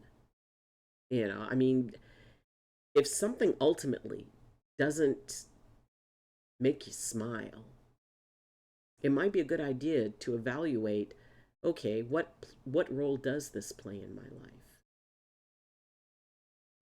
What am I listening to? Am I listening to a true calling, or am I listening to what I want to be there? And the thing is, neither answer is wrong. There's no wrong answer for any of that. The purpose in life. People would come to me and ask, it's like, well, I just want to know what my life purpose is. It's like, so why don't you choose one? Pick one. Pick as many as you want. Your purpose in life, and maybe your purpose in life last week is not the same as your purpose in life this week. Knock yourself out. It's an endless buffet. But it really helps to pick the one that you want and then be as specific about it as possible. Well, I want to serve humanity. Cool. How? I want to help people who are feeling upset. Cool. How? What do you want to do for them? How do you want to interact? What do you need to be able to do that? And understand that that process is going to demand a price from you, but it's also going to give you gifts. And oh, by the way, you can pick more than one way to do it. You may study one way at a time. You know, and when people say it's like, well, I want to, you know, be a help to others. I said, what makes you think you're not? I want to be my highest self. What makes you think you're not?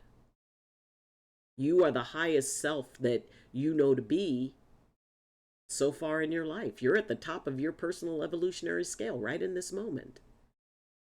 Tomorrow you'll be more based on what you experience today.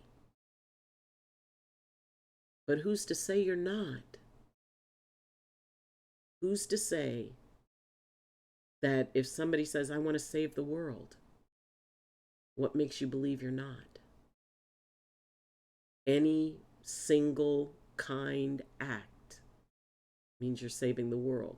And I tell people who stream, you're saving the world. Because if one person can go in your stream and grin at some silly thing you do or how well or badly you play a game, and maybe that's the first time they grinned all day, you're saving the world.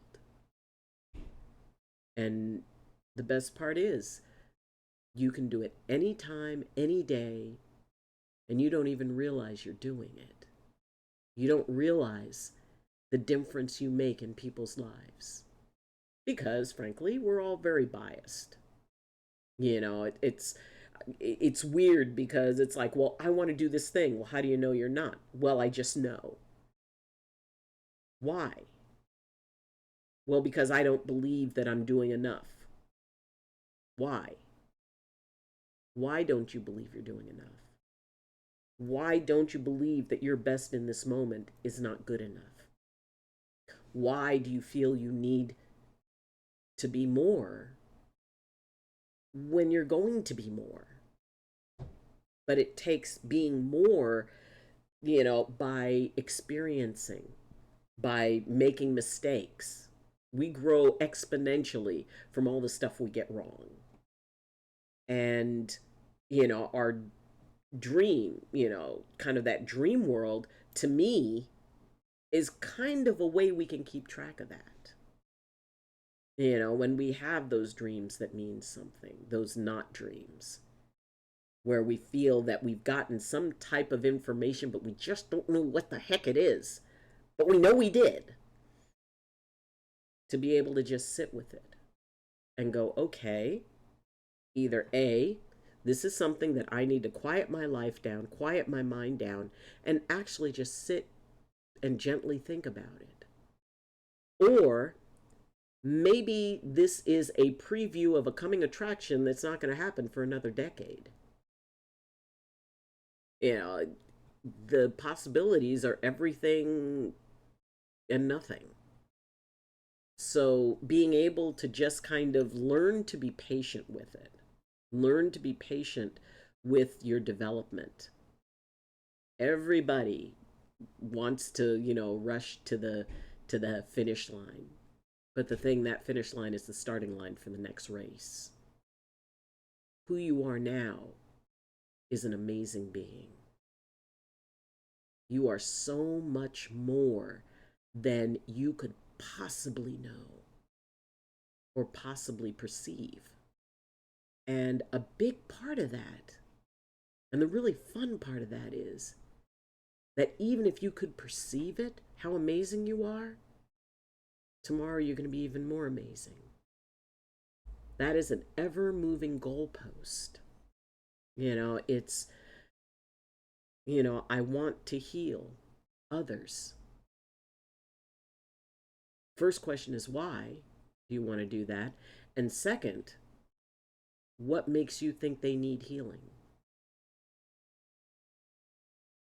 Which is a question, when somebody comes to me about that. It's like, well, I need healing. Why do you think you need healing? What makes you believe that? Well, because I'm not happy. You can be totally okay and not be happy. It's life. Well, I have, these memories. Okay. What do you want to do about them? Some people want to forget them. Some people want to integrate them. And there's a lot of different ways to do that. The assumption that everybody has what they need inside of them. If it's a case of physical healing, it's like, okay,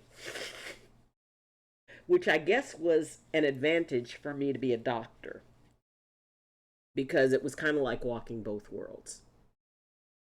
Looking at, okay, what are the physical could be possible physical reasons for whatever situation this person is in?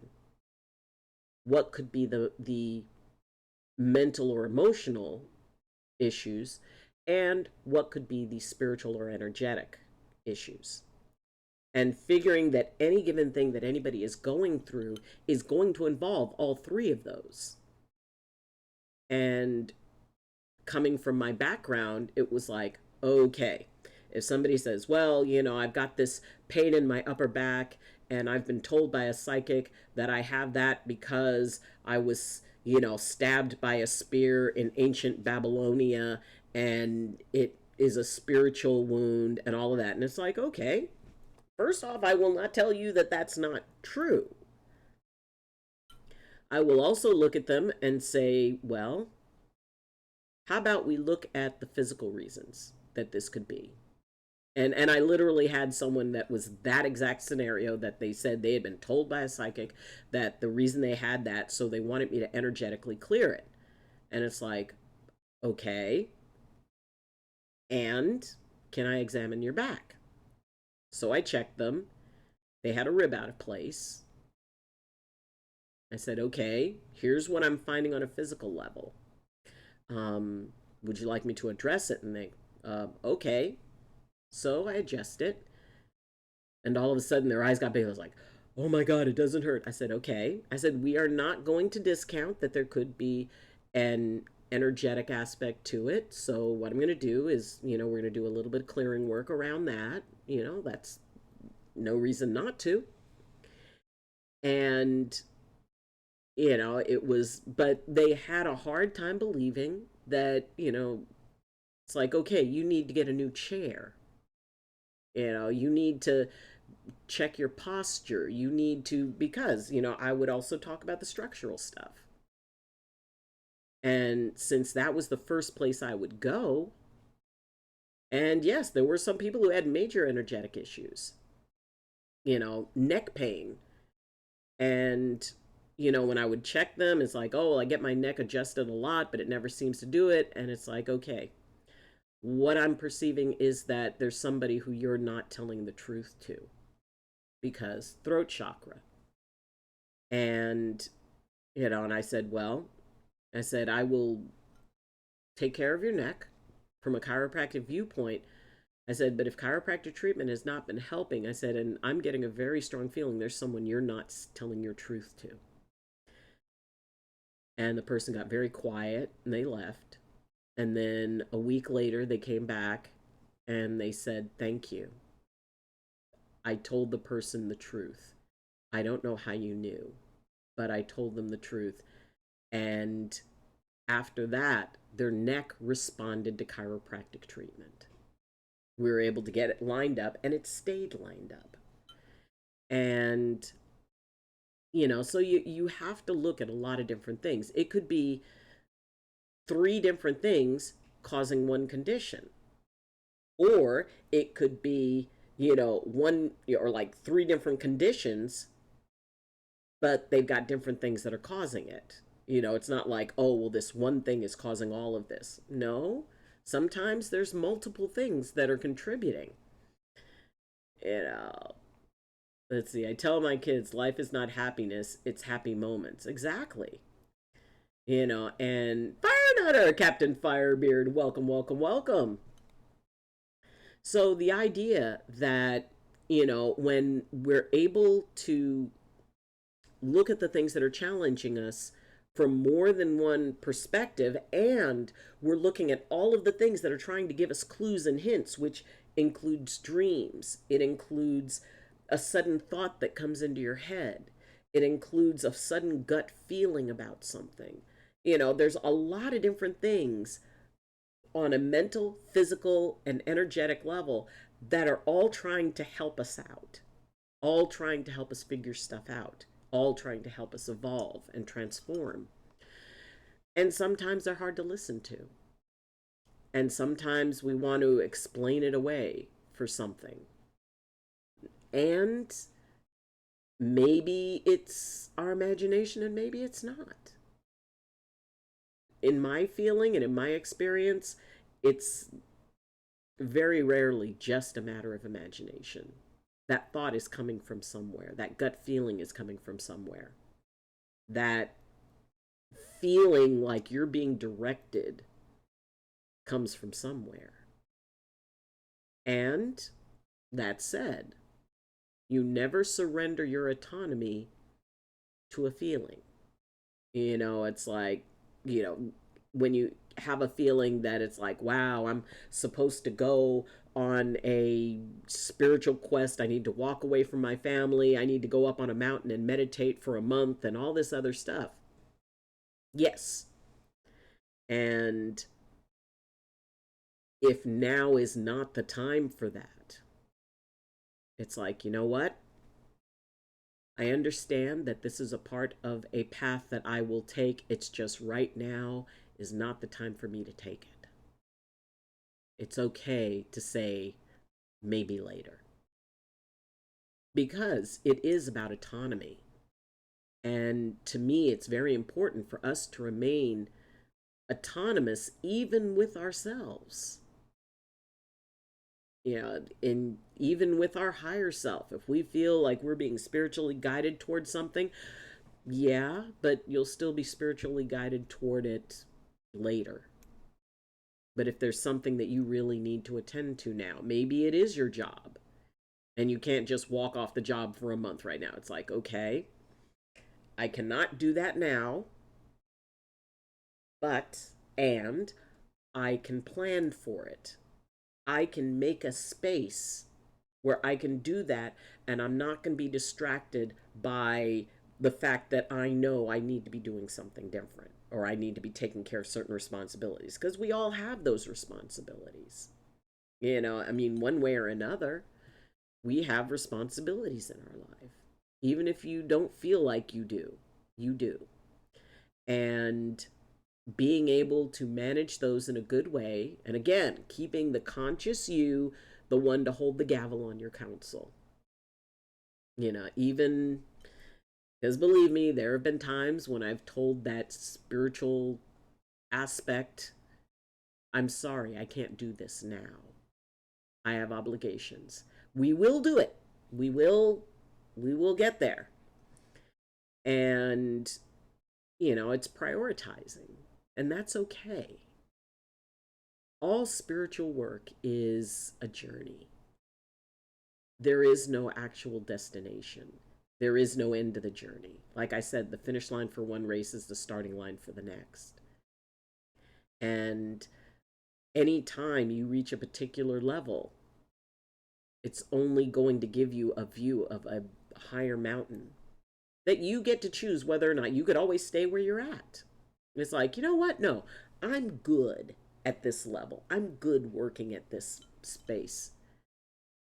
And you can proceed if you want to. It's up to you. You choose. And when I think back on a lot of my life, there are points that I would definitely not recommend it to anyone. And yet it was perfect for me because it challenged me. It forced me into new realities and changed my life and was the reason that I ended up uprooted and coming all the way across the country to follow a dream. One of my dreams. So, last night, unfortunately, yesterday was very loud, so I was up later than I wished. Oh, I'm so sorry.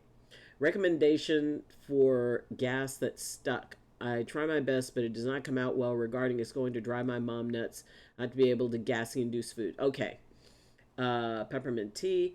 Okay, still open to ideas, but here's hoping I can get. Okay, so basically, what you want to do, one of the things that you want to do is you can put like a little bit of lotion on your hand. And then, let's see, like for your abdomen, what you're going to do, and you're going to go clockwise because this is the direction of that the intestines function. So you want to just keep, I mean, don't put it hard pressure, but just a nice firm pressure. And you just do this. And what this does is it creates what's called peristalsis. Peristalsis is the movement and the contractions of the intestines. So by doing that motion in that direction, and it has to be in that direction, you only want to go clockwise. You don't want to go counterclockwise because that will reverse it. But clockwise and just pressing on your abdomen, what you can do is you can like lay back to where your abdomen is relaxed and just kind of lean back and then just rubbing in a circle. And this can also be helpful for constipation. You can put your other hand over it. And like I said, just have like a little bit because what you want to do is you want it to move smoothly. And you do this, and what that will do is increase gas. Now, if you do that and it doesn't, and if the gas pressure increases, that could be an indication of a blockage or an impaction, a little bit of an impaction. If this is something that's consistent, it would be a good idea to get in and get checked. Because if you cannot get gas to move through, what happens is that, it could be because there's something blocking it. So, but, try that, just kind of lean back where you're relaxed in a circle clockwise. And you do that for a bit, and that should actually increase because that movement and that pressure in that direction increases the contractions within the intestines and will move stuff through. And so, but give that a try, sweetheart. It is, the human body can be a very interesting thing and it can be a very tricky thing sometimes. And, when people talk about, which is interesting, people talk about, oh, well, if you're spiritual, then you're not connected to your body, which I respectfully disagree with, because the body is where the spirit roams around in, and it connects us to the world. And, being able to acknowledge it, being able to notice what's going on with it, being able to, you know, accept it, and sometimes, there's when we have like intestinal issues and things like that. If we look from an energetic viewpoint, there's like first chakra and second chakra, which are both, like really primal wants, needs, fears, things like that. So, our sense of security lies in the lower chakras. So, when we're feeling unsafe, that can trigger, the body tightening up. And so, being able to consider, it's like, okay, am I relaxed in this moment? How am I feeling? Where is my emotional state? And so, there's a lot of different things, but I would say first give that massage a try. Clockwise, like basically around the parameters of the belly, and you want it to be like a little ways, like, if you have your belly button and you want to move like about a couple of fingers outside away from the belly button and have that be your circle, and just keep doing that. You don't have to press hard, just very gently. um if you want, you can have like, put a warm pack on it and do it over that, so you've got warmth and you've got that motion. But give that motion a try, and it will, in many cases, that's something that helps. And I've done that with a lot of folks. You're welcome, my sweet.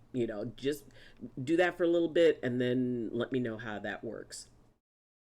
I mean, and it really is kind of,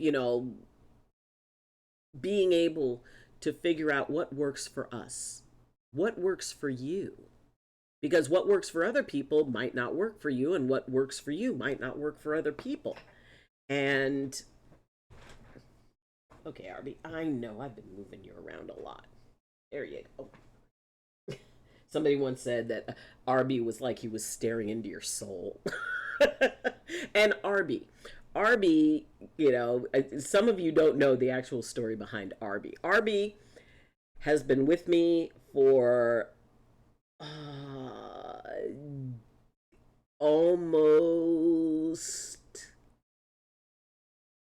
30 years.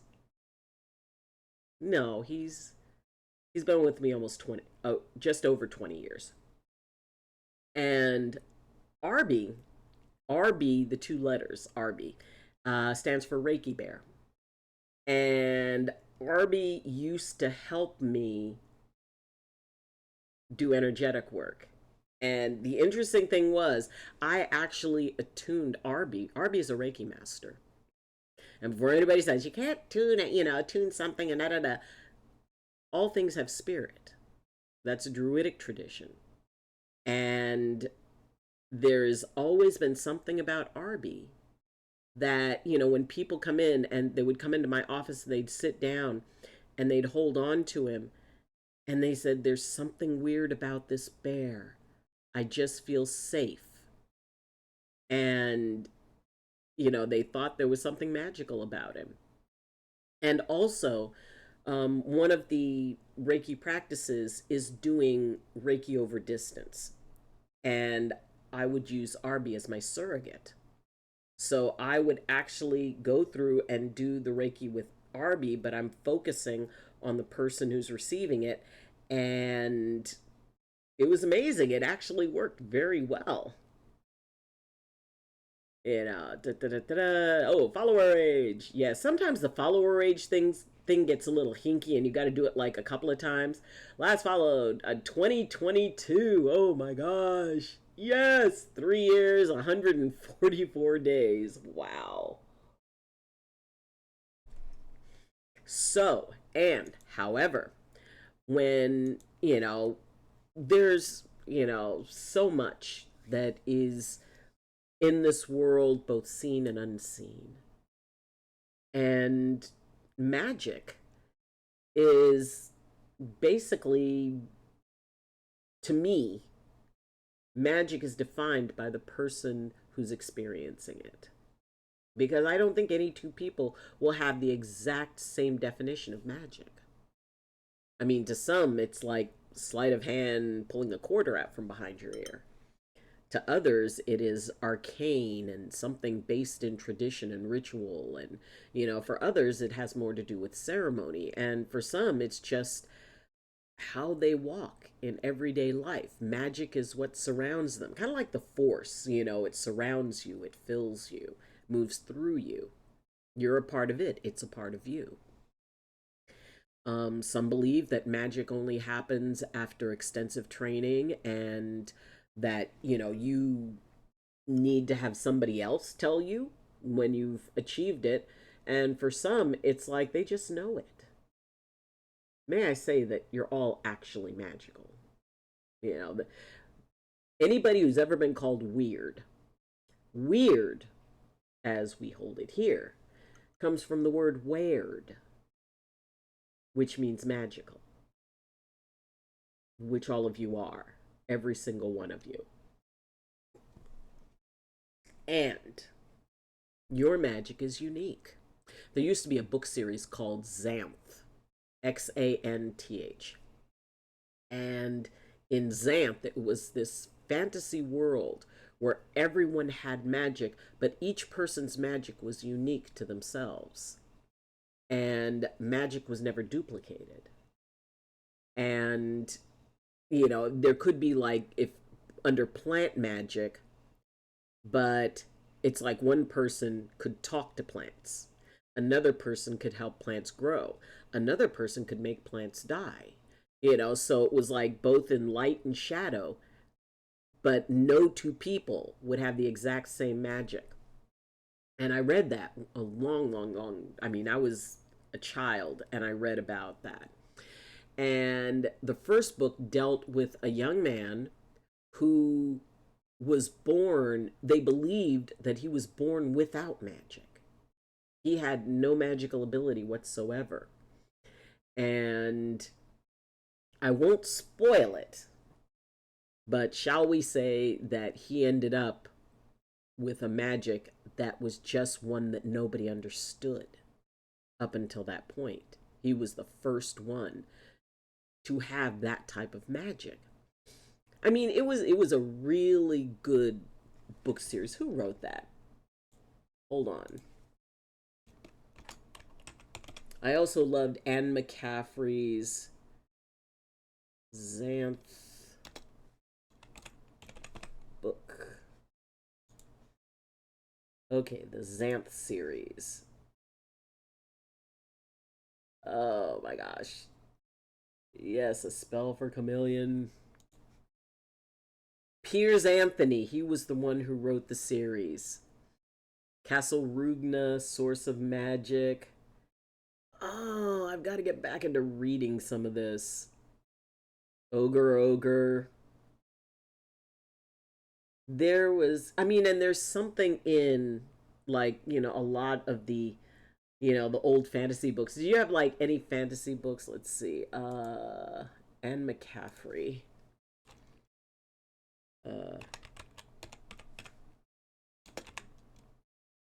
There was Dragon Song, Dragon Singer.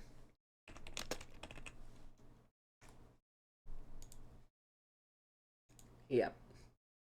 This was an amazing series. And it was about this magical place where dragons and humans would have these particular relationships. And there were great dragons, and then there were like little mini dragons. But each one would bond with a human. And then that was their human, and they were connected psychically, emotionally, Dragon Song, Dragon Singer, Dragon Drum, Dragon Flight. It was that was just amazing. And when you look at those things, those books that inspired you for some particular reason, maybe it was a children's book, maybe it was a story that held an aspect of magic. And a lot of times, when we look for that, I mean, the Harry Potter series being so, popular. And when you think, it's like, okay, why? And how many people would have loved to have gone to a Hogwarts type of place? Which, I'm sorry, I was not impressed with Hogwarts because I mean, it's like, okay, yeah, you send your kids here, but there's a good chance they're going to die. It's like, why would they have a competition where you could die? This is not for kids. This is not okay to me. It's like, well, yeah, we've got a school, but, there's this big monster that's downstairs, but we're pretty sure that it'll stay there. But yeah, trust us with your kids. Heck no. No, we're not doing that. But, administrative issues aside, there's a lot of us who, let's say if you had had the opportunity to train with, a wise old magic user and to learn all they had to learn and, or all they had to teach to learn to do magic and to find that spark within yourself. That's something that I think is a very normal thing that a lot of people would like to have done. Yes, we do have the backup matcha. I always have my backup matcha. So, being able to play in that world. And yeah, it is pretty cool. It's very cool to learn things and then build on what you learn to learn more and then build on that to learn more and it is amazing. All right. But if I'm wrong, let me know. What about your follower age? No, I mean the computer does it. Let's see. I also find it questionable why a male thought it was a good idea to use the girl's bathroom to access the giant pet snake, but I can't say much further on that. Oh, goodness. And, it's for some, I mean, and I tried. I really tried, getting into the whole Harry Potter thing. I had friends. Oh, about the peppermint tea and mint. Oh, well, no. I mean, Iron Eagle, that will help. That will help. Absolutely. It is, if mint and, peppermint, because of the nature of mint, it does have an effect that, helps release tension. It reduces inflammation because sometimes, you can get backed up because there's a little bit of inflammation in the intestines. So mint actually can work to reduce the inflammation. So no, you're spot on, sweetheart. My eagle of iron. But yeah, I mean, when I was young, I thought that, one day there would be somebody show up at the door and to tell my parents that it's like, well, this one needs to come with us because we need to teach her. She's got a destiny and a responsibility, and she needs to be taught to deal with her special abilities. And I used to dream about that. That was one of my dreams when I was young, which was interesting because there were certain very bizarre things about me when I was young. Case in point, um, I used to walk in my sleep a lot. And my parents would be very concerned because there were times I was found outside and I would just be standing and looking up at the stars. And, they knew when I had taken one of my, walkabouts because they would find muddied footprints in the house. And even if they locked the doors or put something in front of the doors, apparently I would just move it and go outside. I never went, further than the yard, but I would go outside and I would just look up at the stars. And I would also talk in my sleep occasionally. But my sister, who shared my room, said that it was always very weird because I would say things in another language. And one day she said, I had gone to bed before she did. And she was rolling her hair because, back in those days, yes, you always rolled your hair every night. And the mirror was set, or the little vanity area was set to where when she looked in the mirror, my bed was behind her.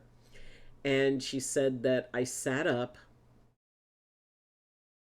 and she said it was like I was looking, but she had no idea what I was looking at. And she said I said something that sounded kind of sort of like Latin. And then I closed my eyes and laid back down again. So yes, there was a lot of kind of weirdness when I was growing up. There were many questions about me. And I look back on that, and and the thing is, a lot of people have experiences like that. I by no means think that I'm the only one who has ever had a weird sleepwalking episode, and a lot of people have stories about that they hesitate to talk about because they're afraid of sounding weird, which again means magical. And, one of the things I want to be able to have here is a space where people can talk about their experiences, where they can, it's like, well, this may sound crazy. And usually, if somebody tells me, look, you're going to think this is crazy, and I look at them and I say, you have no idea how high that bar is set. Don't worry about it. Just say what you have to say.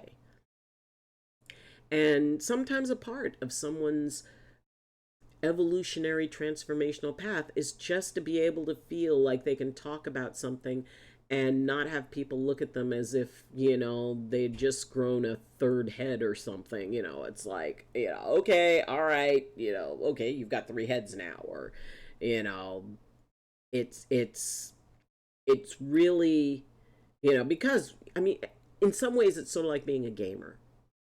And you have those games that are more than just a game. And I think anybody who has ever played a game that really meant a lot to them, I mean, whether it's a first person shooter, whether it's Call of Duty, whether it's GTA, whether it's Skyrim, Final Fantasy, Doom, it's, the Doom Slayer. Certain games resonate with certain people for a particular reason. Survival games, because we want to know that we can. That, we want to be able to go. It's like, yes, if I were in this situation. I mean, I know that, we used to think about that. I mean, granted, growing up in the 1960s, we were constantly told that there was going to be, a war and the entire world would go post apocalyptic, and people were, building bomb shelters in their backyards and things like that. The fact that, some sort of major nuclear fallout could happen, that was our pretty much our daily lives. We had duck and cover drills, which I don't know why they thought that it's like, well, if you get under your desk and you put your hands like this, no, if a nuclear blast goes off, you know, kiss it goodbye. So being able to, just go, it's like, okay, well, if it happened, I mean, we used to have conversations about that. If society fell apart because of something, how do we survive? Both my parents were military, and both my parents grew up in the 1930s. So that meant that, they were like, depression era mentality of, okay, how do you survive if you don't have the things that, you normally do? And so that was a conversation that, will allow that, absolutely. That was a conversation we had.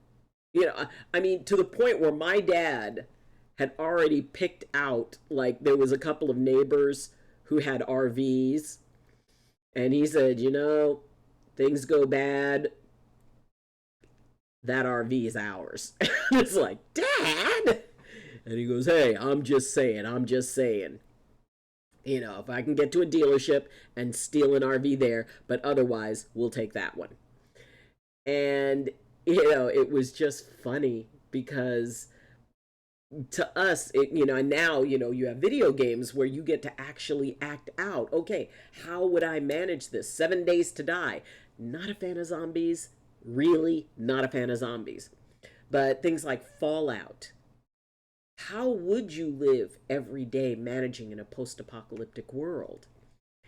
And let's see, I also find it questionable if you see an explosion inside the GTFO. Why? Yes. Yes, it is. And, and would that trigger some sort of big cosmic shift and reopen magic in the world? And, and also it's like people who love playing games like Skyrim, where you have magic, Fable, all of those games that allow us to, and you start off low level. You start off, ooh, I can make light, and then the next thing you know, you're throwing fireballs. So the idea of that progressive learning, that, which is amazing, because the Zelda, yes, Legends of Zelda, and the idea that, you can be able to progressively learn to do more and more and more and more, but it takes time and it takes patience. And I find it really amazing that people will show patience. They will play a particular game for weeks and get up to a certain point and get up to a certain level and show the patience that is required to do that, because also more than likely you've had to die and reset the game and all of that other stuff. But being able to, to have the patience to learn one step at a time and to reach that point where it's, you have a level of mastery.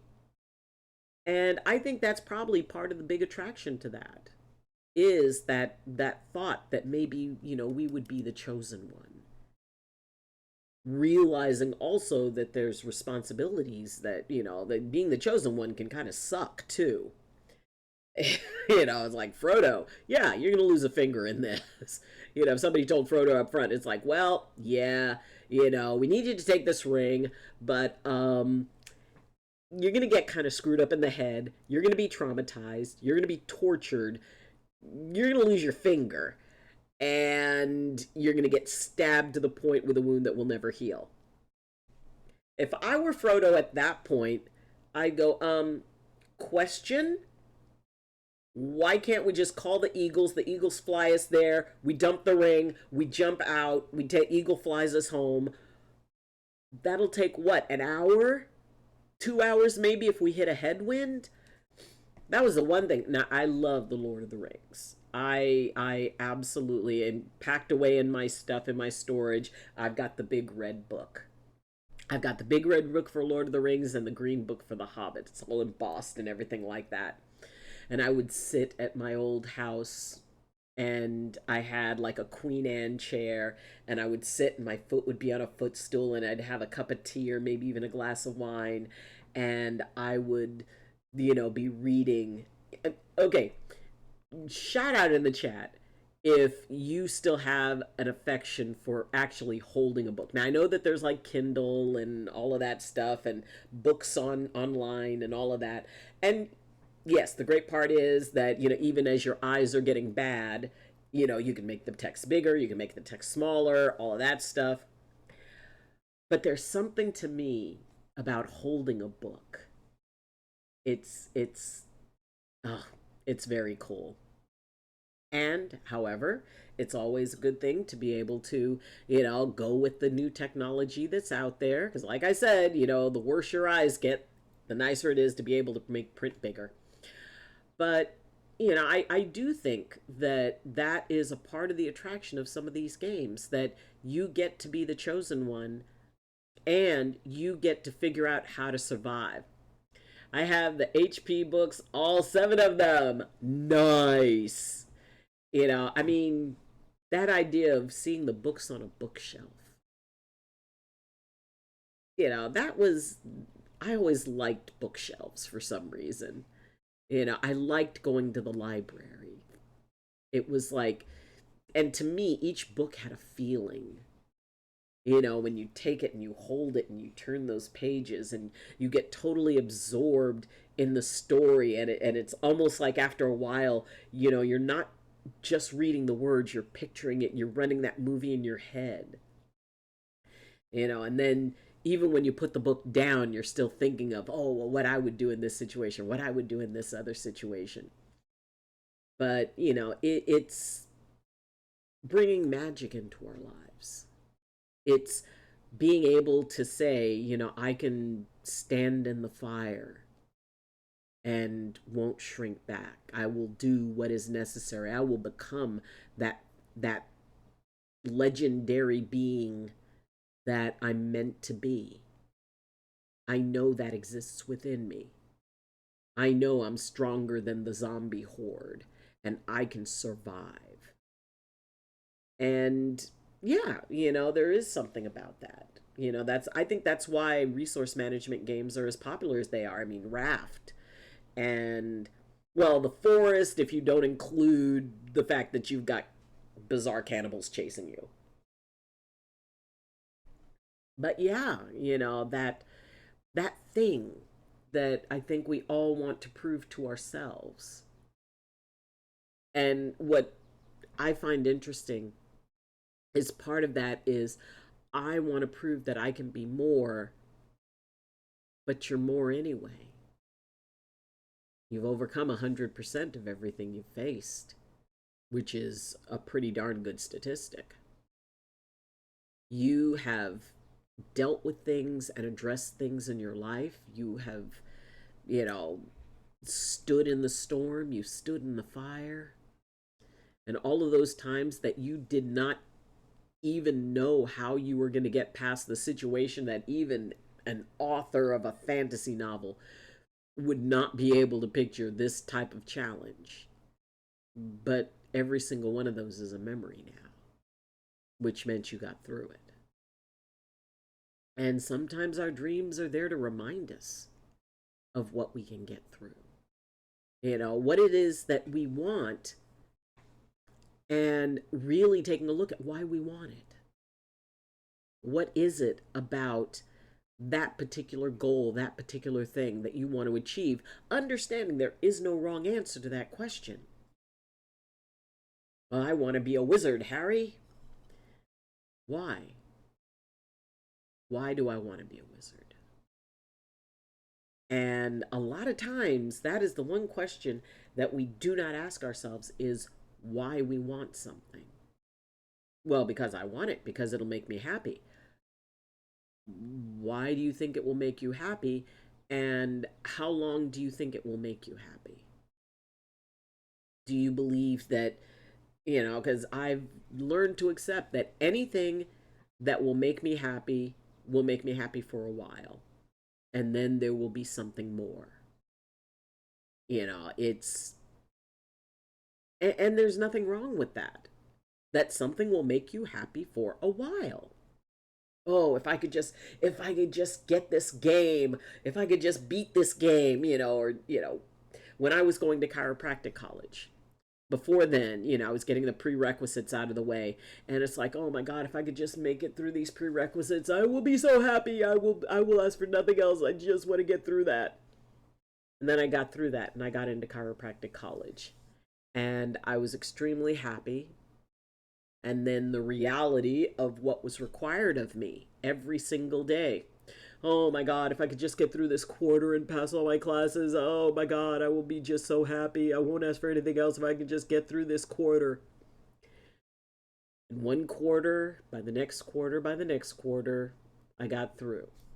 And then as I was getting close to graduation, oh, all I want to do is graduate. If I could just, well, no, all I want to do is pass my national boards. If I could just pass my national boards, I will be happy. I will be happy. And I passed my national boards. If I can just get through my finals. So no matter where I was at, until I finally reached that point of somebody handing me a diploma, shaking my hand and saying, "Congratulations, doctor." And in that moment, all of those integral or, intermediate, if I could just do this, I'll be happy. And then it just opened the door for the next thing. And when I received my diploma, I was happy. And then I realized that, oh my God, I'm a doctor now. I have no idea what to do. Starting a business. Do I go into practice? Do I, try to get hired at a place? And then when the day-to-day responsibility of paperwork and billing and, and all of that stuff and taking care of patients, I got what I wanted. But there was definitely a price I paid for it. And when I was able to, Day Rip followed this moment, which...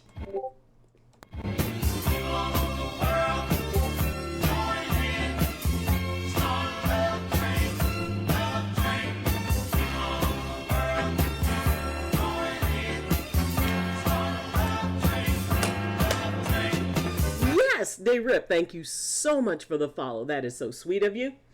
I don't think I need glasses anymore because I can totally see you're the one for me.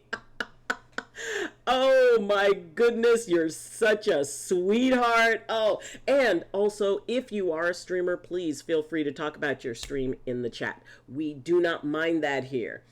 And that is so sweet of you. Oh my God, you're probably about the age to be my grandson, or daughter, grandson or granddaughter, guys, gals, and in between pals. But it's so nice to meet you. I hope you're doing well. I hope you're walking well in this world, and the world is walking well with you. Let's see. Nikki! Nikki in the house. See, I was in a boomer rant, and now I go back. Mr. Harmless, hey, Doc, I've got news. Would you like the sad news or the good news? I find it fascinating. You always come in with both, which is a bizarre sense of balance, whichever one you would like to share. Pinch, poke, you owe me a Coke. Oh my God, yes, yes. Pinch, poke, you owe me a Coke. Oh, Nikki, you send me back with that one. That was one of our old phrases. You stream Fortnite? Oh my God, I always thought the sun was the hottest thing in your day. I learned otherwise. Hey, Rip, oh my goodness. Oh, I'm following you back just for the fun of it. Hold on, we're gonna meet up our new friend. Let's look at our new friend here. Oh, 320 followers, nice. Ooh, now I was talking to a kindergartner. Hey, this is me, Day. If you searched me up from Fortnite, you're in the right place. I'm a 15-year-old gamer. I played ranked Fortnite, ballistic. I'm unreal. And you do YouTube as well. Hope you're in my community. Oh, hope to have you in my community. Well, well, well. Nice, nice, nice. I got shamed by a kindergartner, and I will tell you why. Oh, sorry. I will tell you why. Because I had a kindergartner, who asked me if I played Fortnite. And I said no. And he said, how come? And I said, well, I think it moves a little bit too fast for me. I think that there's a lot of stuff you have to do. And he looks at me and goes, I play Fortnite, bus driver, and oh, I'm a school bus driver, one of my jobs. And this kindergartner looked at me like, oh, I feel so sad for you. And he goes, bus driver, it's not that bad. I'm a kindergartner and I'm good at it. And I looked at him, I said, well, I said, then you know that you are good at something that someone who's 62 is not good at.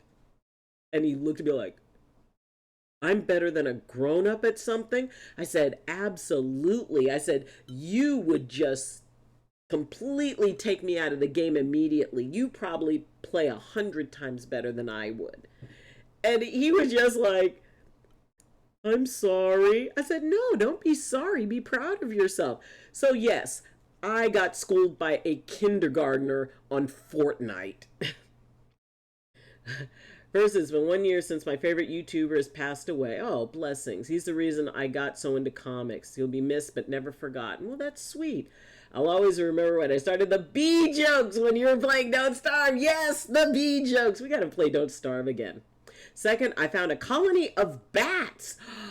I love bats. Pixar and Discord. Yes, coming into the chat to do a quick fish spin.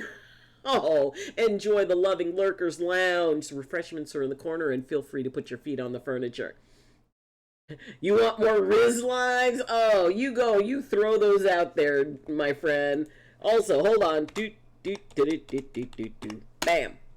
If you want to go and hang out and play in the Discord, we have our Discord is a wonderful, amazing, magical place that has places to put stuff for. Ooh, we've got something in animal stuff. There's the bats. Let's look at bats.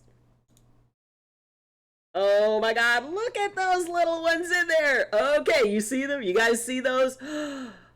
Bats are the best. I love bats. Bats are the coolest. Oh my goodness. Look at all those little babies. Oh my God. What to name my well, let's see. You have a lot of bats there to name. Oh, we've got some game screenshots from Firenutter. Let's see. This one was from the 5th. We did look at this one. And so, but we've got places for creators corners. We've got places for you to promote yourself. That is very cool. Yeah. I mean, and that is like really cool to be a bat 1 to 500.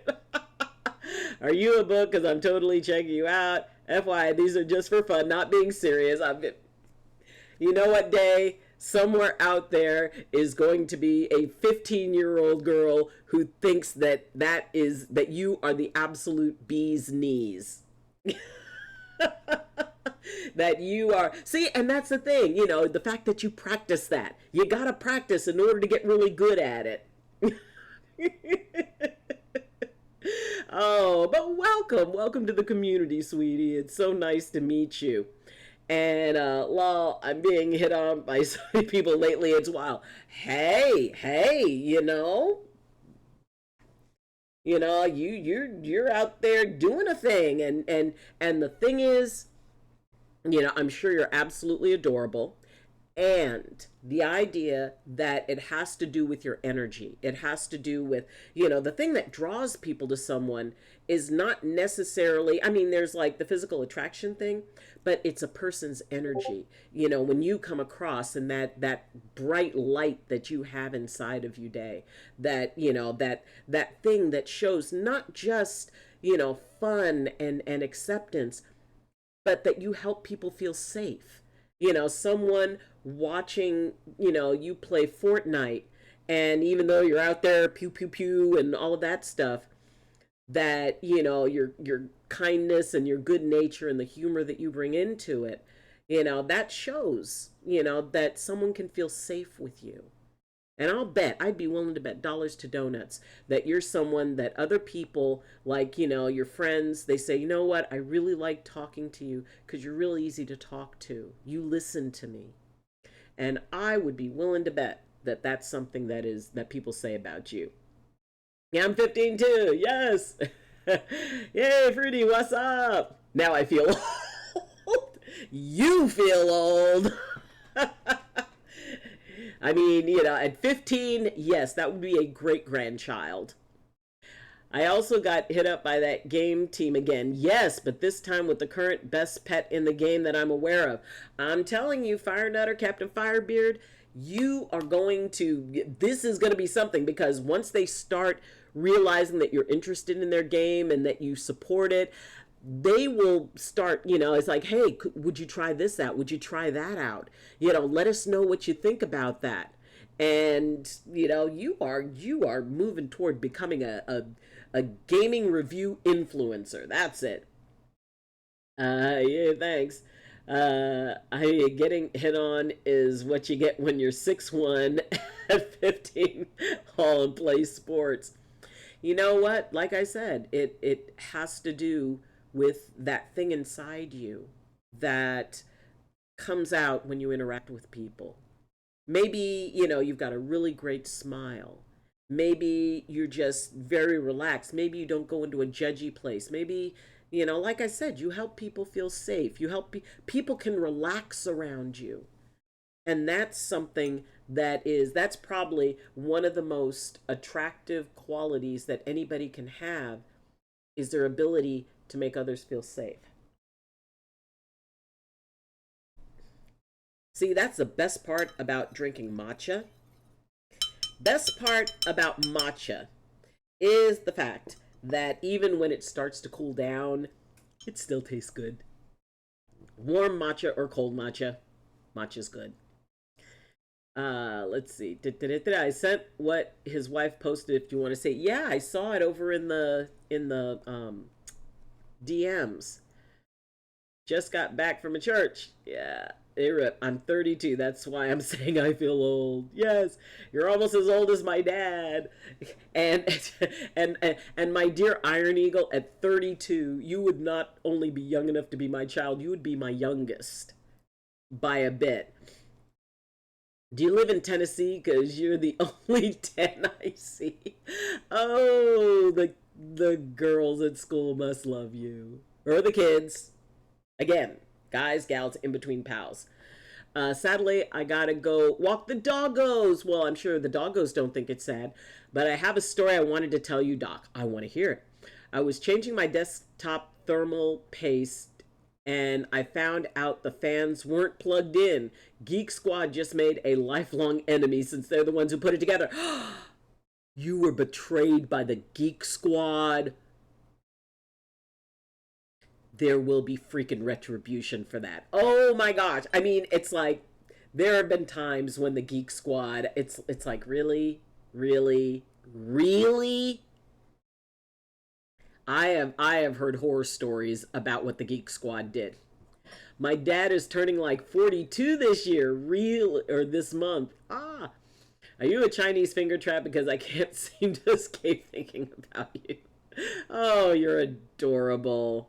Oh, you're absolutely adorable. And but it's like, it's really interesting because so many of these, it's like, oh my god, the 1970s called, they want I mean, what was the phrase, chat up lines. What was the other phrase we used for them? Oh, what was it we used to call them? uh Not hookup lines, but there was like chat up lines, and I can't remember the phrase. There was a phrase we had for, like, those types of things. Even your keyboard knows you and I belong to each other. Also, my aunt is having a baby. Oh my god, congrats. Like, soon. I think her due date was yesterday, so I'm getting a new cousin. Oh my god, congratulations. On a better note, my CPU is cooler now. New thermal paste and fan works. I am so glad your CPU is doing better. Does that mean we're going to be seeing some streaming? Do we got streaming going? Do we? Do we? Here's one I did just to feel the earth move while I was looking at you because you're a 10 on the Richter scale. All right, y'all. Let's bring out the lines. Oh, I know y'all have some lines. What are some of the cringiest? Let's see who can do the cringiest chat up line. We have to do something like that. It's summer. I don't want to use my brain to understand. She was born in 1999. I still remember when she lived with us, like in our spare apartment. Oh my gosh.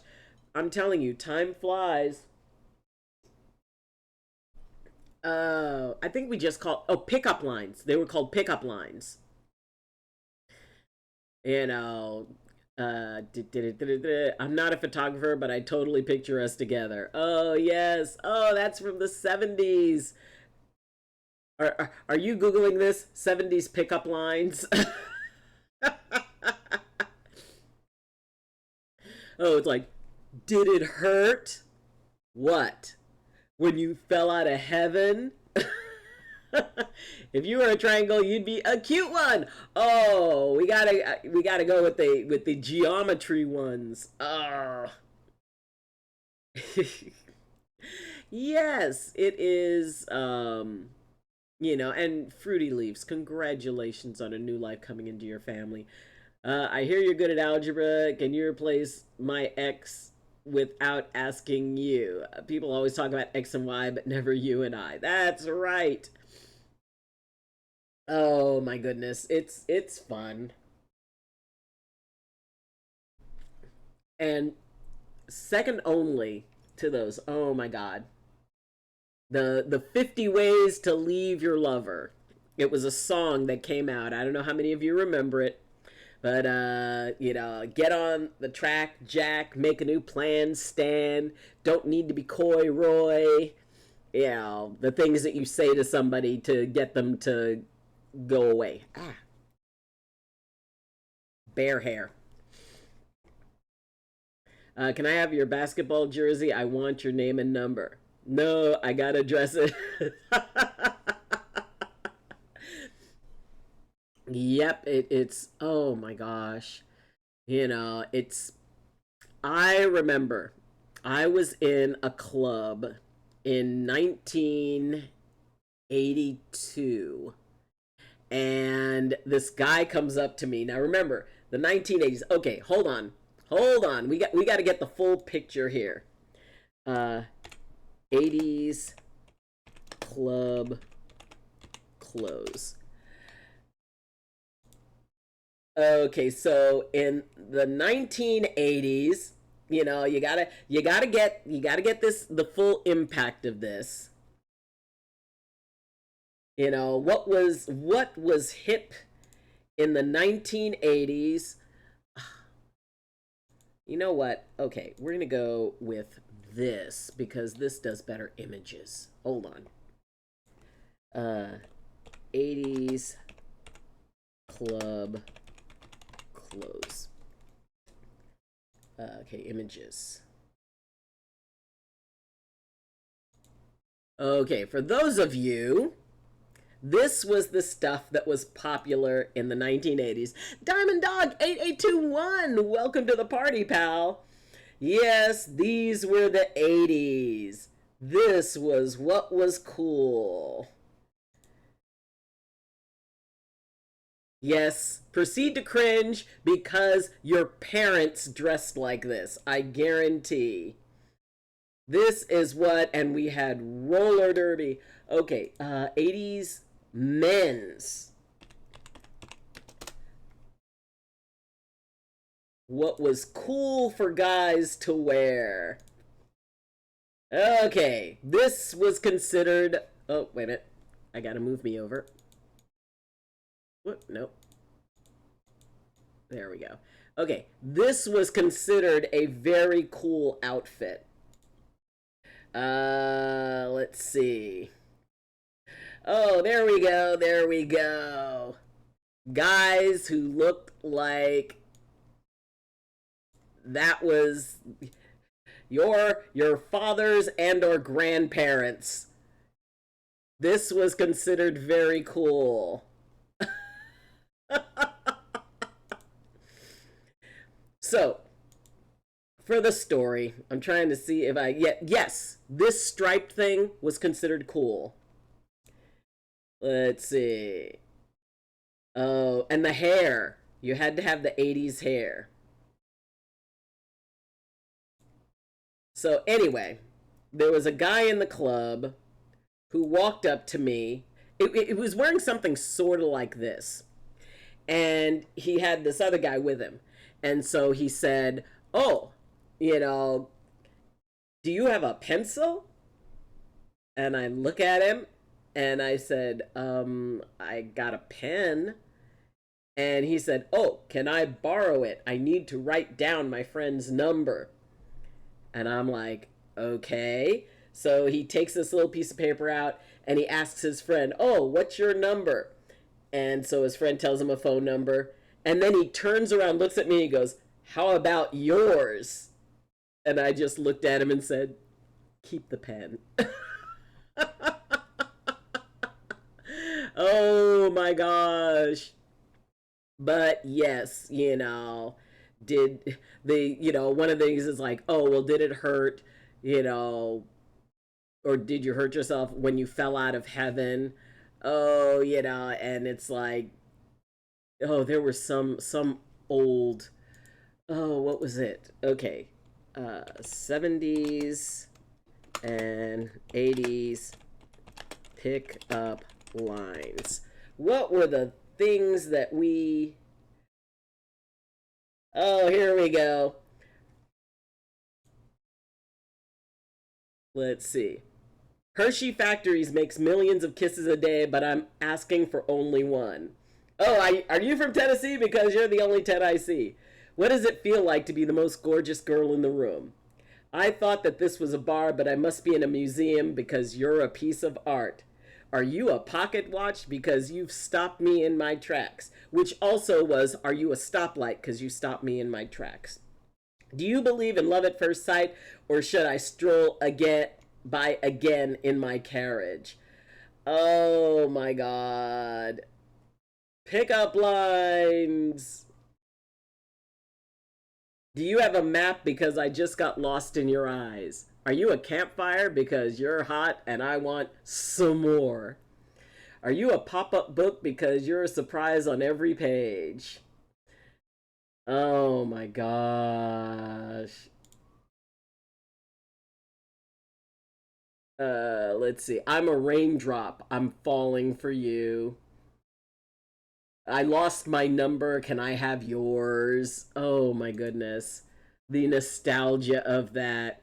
"Do you work for Amazon? Because I'll give you my, my package and deliver it in 9 months." Oh, Jay! Jay's the king. Jay's the king. Let's see. My oldest parent was born in '86. Really?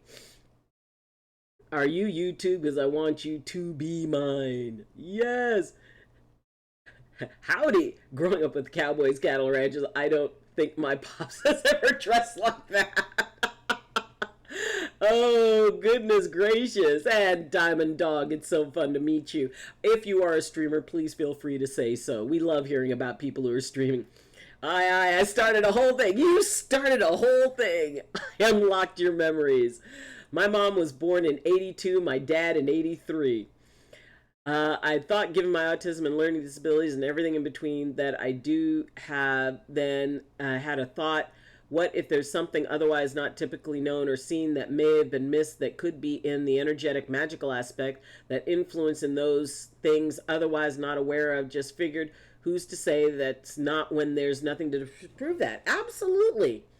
I mean, sometimes when people are going through, different things on an energetic level, it presents as other stuff. Wow, Jason CBA.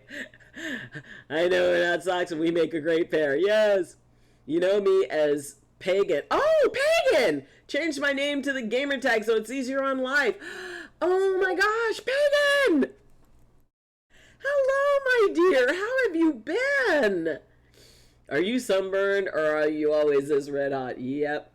Oh my gosh. It is retro pickup lines.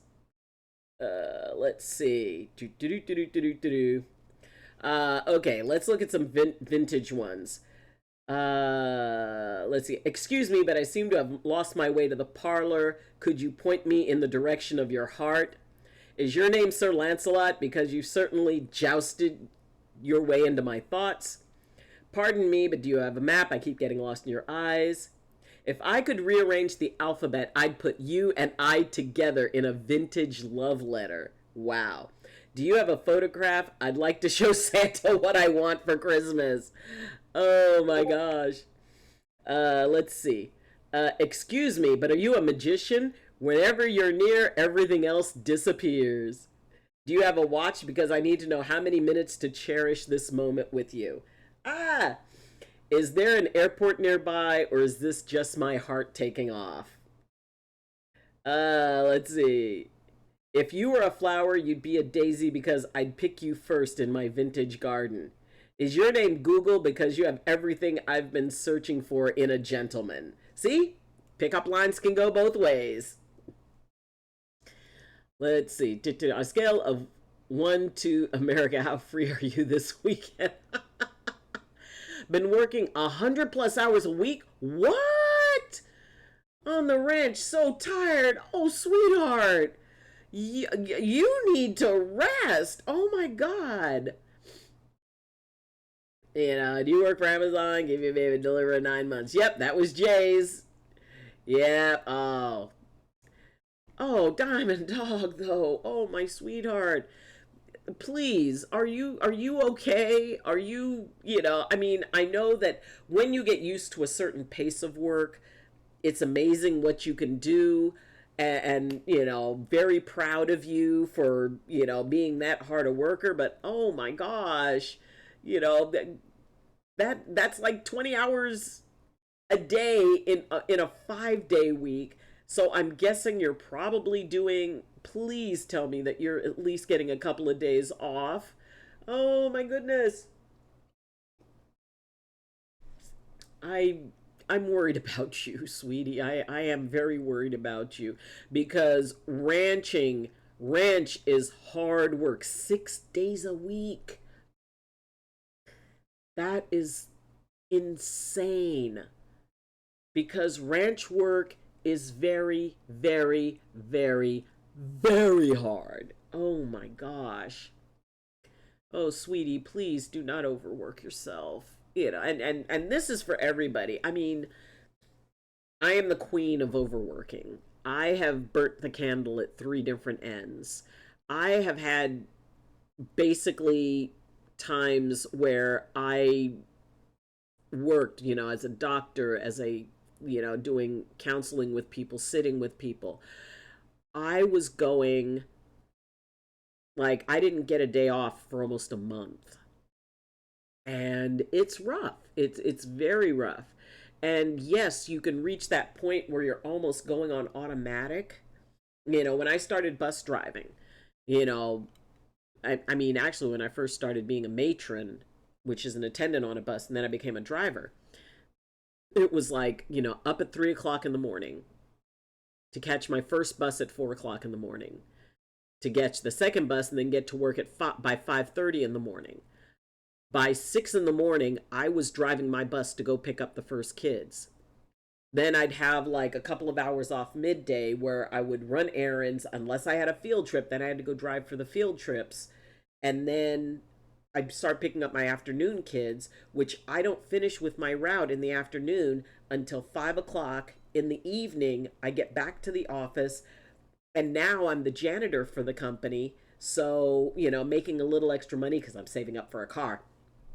But doing that, I don't finish till 6 o'clock, hour and a half home to get, so I don't get home till like 7:30, and I have to be in bed by 8 to be up by 3 again.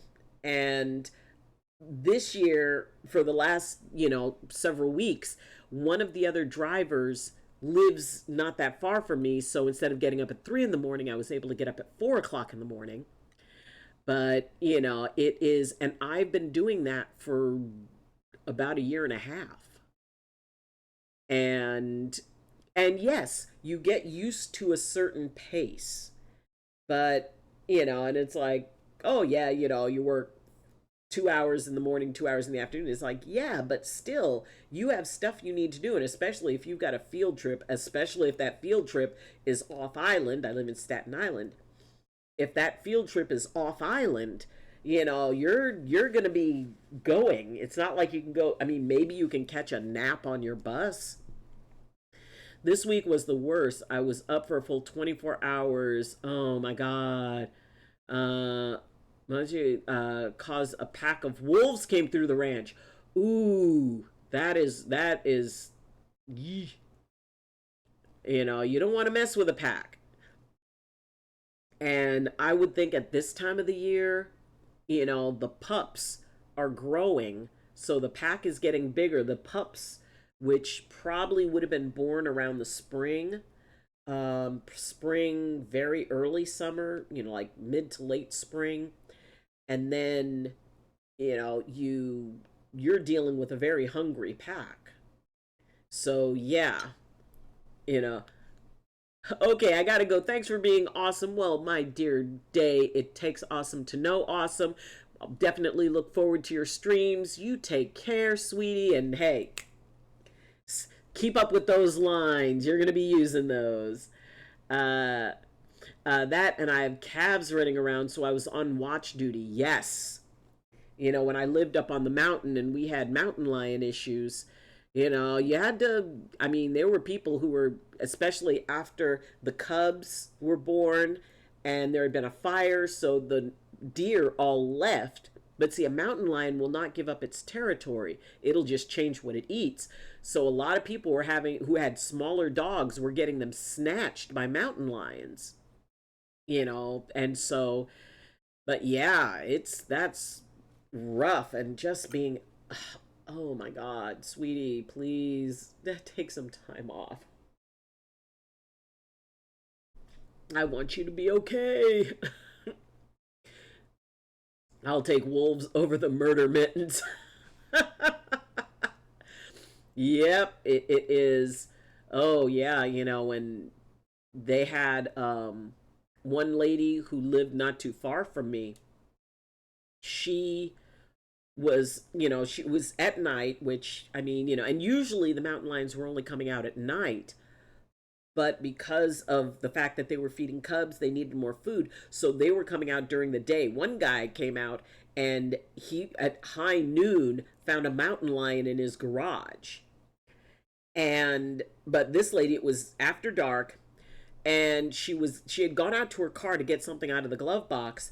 Her dog, her small dog, had come out, was standing right next to her leg, and out of nowhere this mountain lion comes up, grabs the dog, and runs.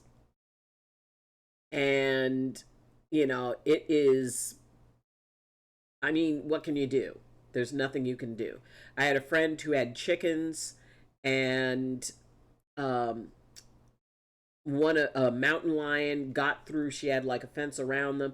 A mountain lion found a place in it where it could kind of push, and it broke through, and it grabbed a couple of her chickens. I've had to track a big old Tom, and he was every bit 200 pounds of cat. Yes. It is, I mean, when you live in areas where animals were there first, and especially when you have large predators, there's a certain amount of, okay, you just make sure you're not around when they're around. But the thing is, depending on the circumstances, like, it was very unusual. Usually it was, after the sunset, and right, the cats would come out and they would hunt. But by first light, they were kind of settling back down again. Wyoming is such a wild place still. Oh my God, I've been to Wyoming. I went to Casper, Wyoming, and it was, oh God, it had to have been April. And I went because, a a member of my extended family. You know, you've got those family members that you call aunt and uncle and all of that, but they're not blood related to you. But, you know, this one family that lived near us, and we called their oldest daughter Aunt Karen. And so she passed away, and she was in Wyoming. And so my cousin, Bill, he contacted me. So I flew to Casper for her services. And we get there, and first off, the Casper, Wyoming airport is the most adorable thing ever because technically it is an international airport, but it only has literally two gates, one in, one out. And I was standing, and the guy goes, "Okay, you can't stand there. That's a secure area." And I go, "Oh, well, where do I go?" And it was totally empty. He said, "About 4 feet to your left." I go 4 feet to my left. He goes, "Okay, you're good." And he even said at one point, he goes, "Excuse me, I've got to go pee. Could you watch this?" I'm like, "Okay." But when I got there, I mean, there wasn't a hint of snow. It was kind of warm and all of that. The next morning, everything was covered in snow. Is that a Wyoming thing? I mean, because there was like no sign of snow. The next day, I get up. I was staying in a motel. I open the door. Snow everywhere. What the heck? Yep, I have more uncles than I can count because an Uncle Dad served. Yes. My girlfriend and a couple of her friends live like in more the countryside. I mean, my GF lives on a farm, and they have wolves like bobcats, the big cats with sports and little floofs on the ears. Yes. Oh, bobcats are. You know, when we were on the mountain, it was if your dog was missing, it was a mountain lion. If your cat was missing, it was coyotes. On having a warm day, next day's winter is so real. Oh my God. It was like, I mean, and there was no sign of snow. Zero. The sky was clear. It was reasonably warm. It was, I mean, there was literally no sign. I did not pack assuming that there would be snow. I mean, and the next day after that, no snow. Or I mean, it didn't snow at all. It didn't snow during the day. It had only snowed overnight, and the whole next day there was no snow, and eventually it melted. We have that. You can't trust all the snow melting away till it's at least June. Yeah, it's just crazy. Sometimes the weather can be very, very crazy. And yeah, I mean, here, yesterday early, it was rain. Or no, Saturday, it was like hot. It was, oh my God, this is miserable. Friday and Saturday were very hot. Saturday evening it rained. Saturday morning it rained. Saturday afternoon it stopped raining. Saturday evening it rained again. I don't get it. And even then you can't really trust it not to snow. 2 years ago, June 2nd, it snowed in June. My daughters have a full platoon of uncles because my buddy Sir with always showed up for birthdays. Yes.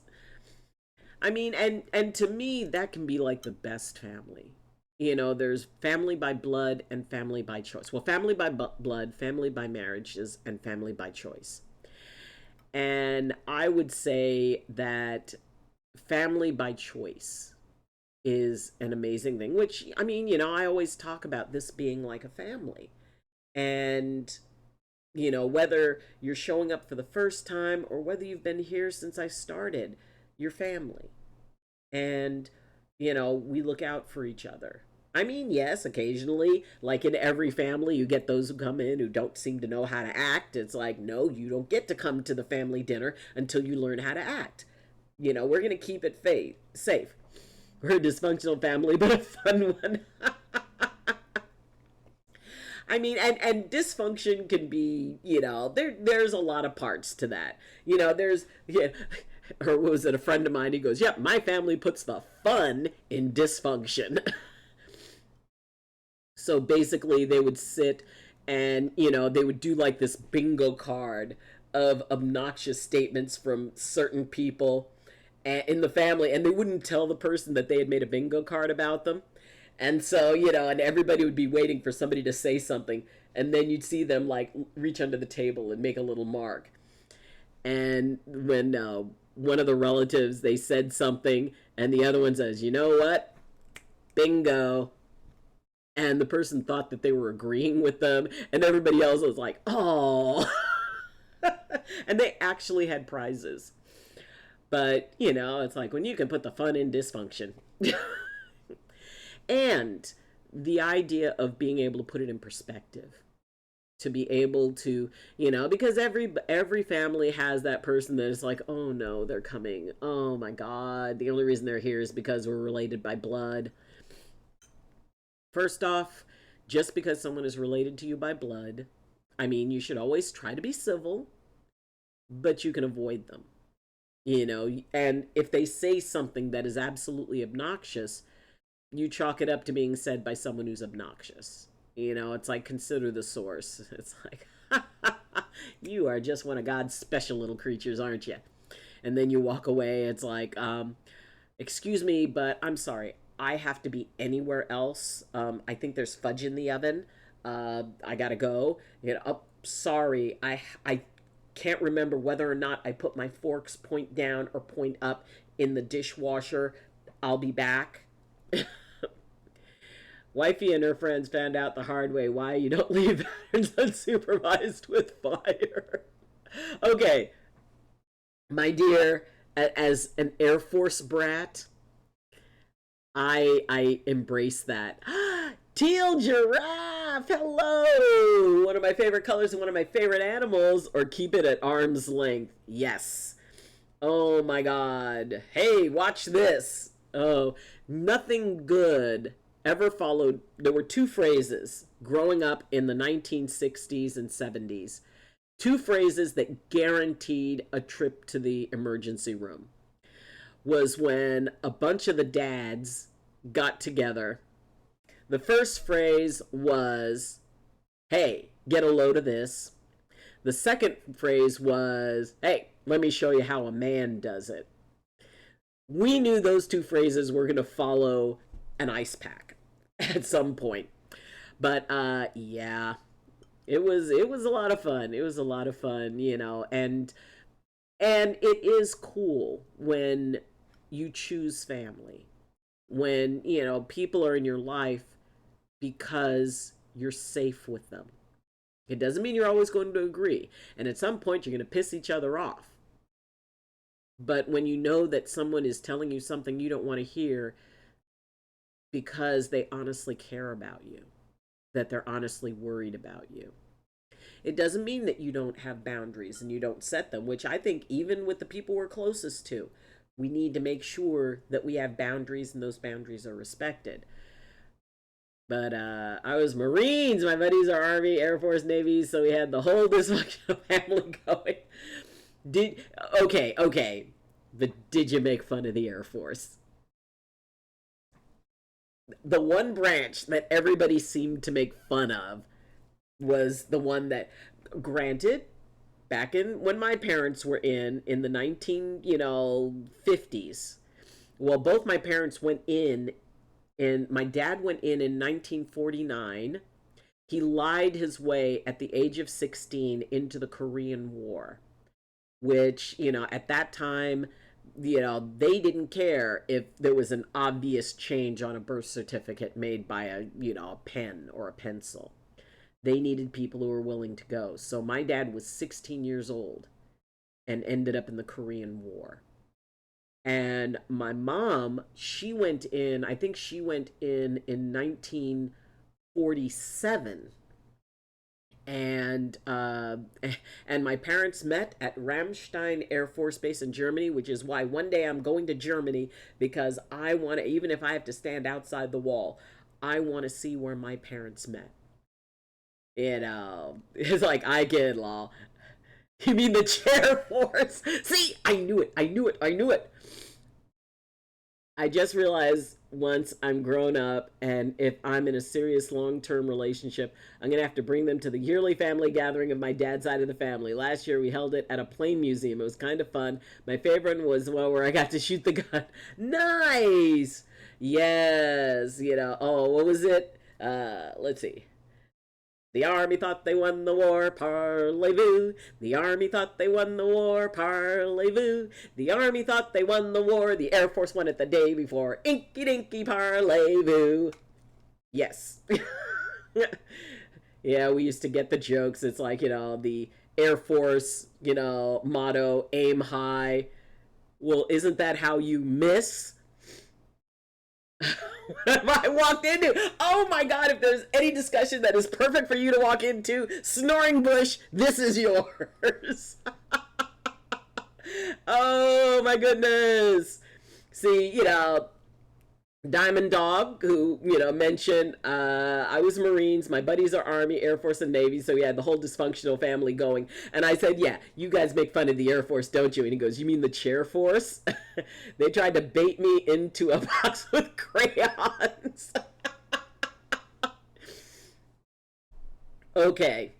I knew a guy who was in the Army, and they showed up at they needed to, it was like the Army was there and the Air Force was there, and it was this old kind of base that had long fallen into disrepair, and they needed to set up there for a bit in order to do something. So, and the Army is like, okay, all right, you guys get over there and reinforce that roof and, check this and move all this trash out.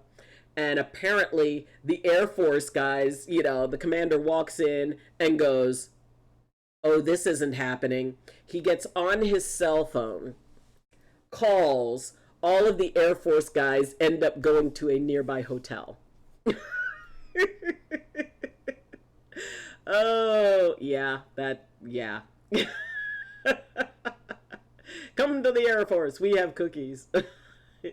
They put an orange crayon in a trap. I said, joke's on you. Effers, I don't like the orange ones.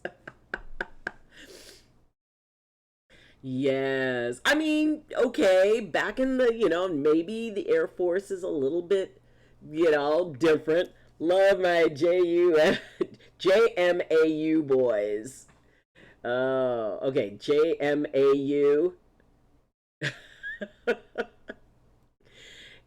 It is and Snoring Bush, who is and will always remain the god of ghillie suits.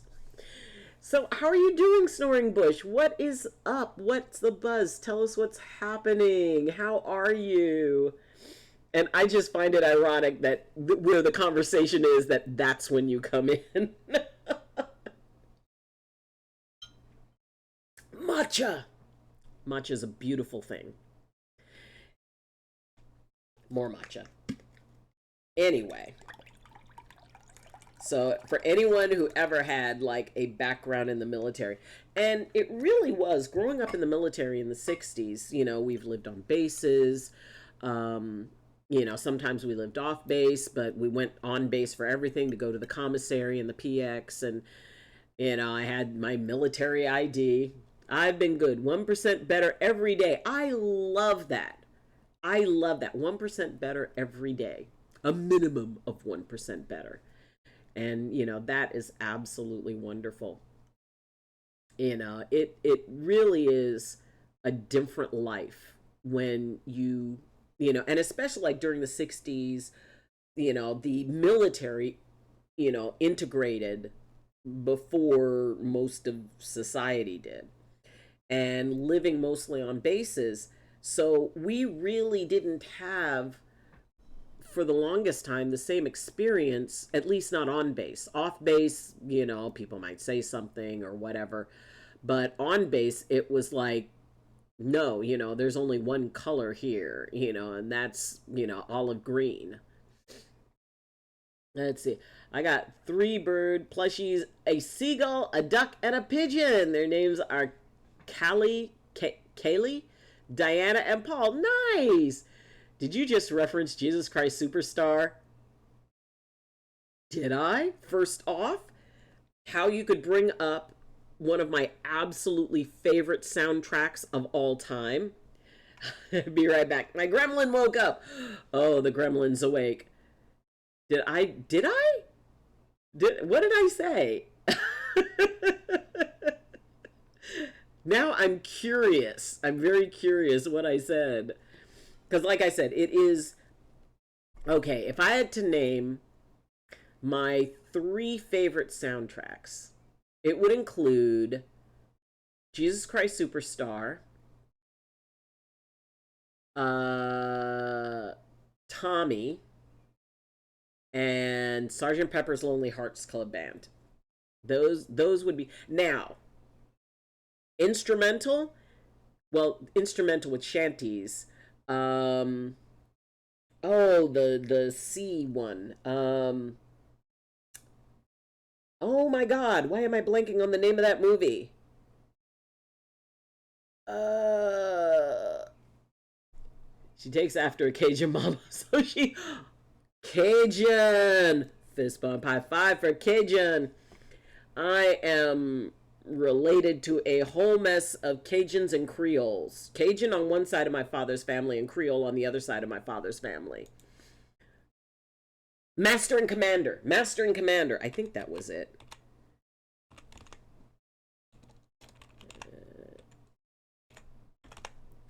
Yes, Master and Commander. I think that's what it was. Master and Commander has an amazing soundtrack. And I'm sorry, I've got a very, very soft place in my heart for Celtic music and sea shanties. Oh my God, I love, and those rock sea shanties. Oh, and the ones that are like have the heavy Celtic influence. There's this band called Tempest, who their violinist was one of my patients. And so I would go to their concerts. Tempest, it's like this Celtic rock band that is absolutely amazing. My kids are coming to visit tomorrow, so looking forward to that. Oh, that's going to be wonderful. But oh my God, there's this one song, I Am My Father's Savage Daughter, which very cool.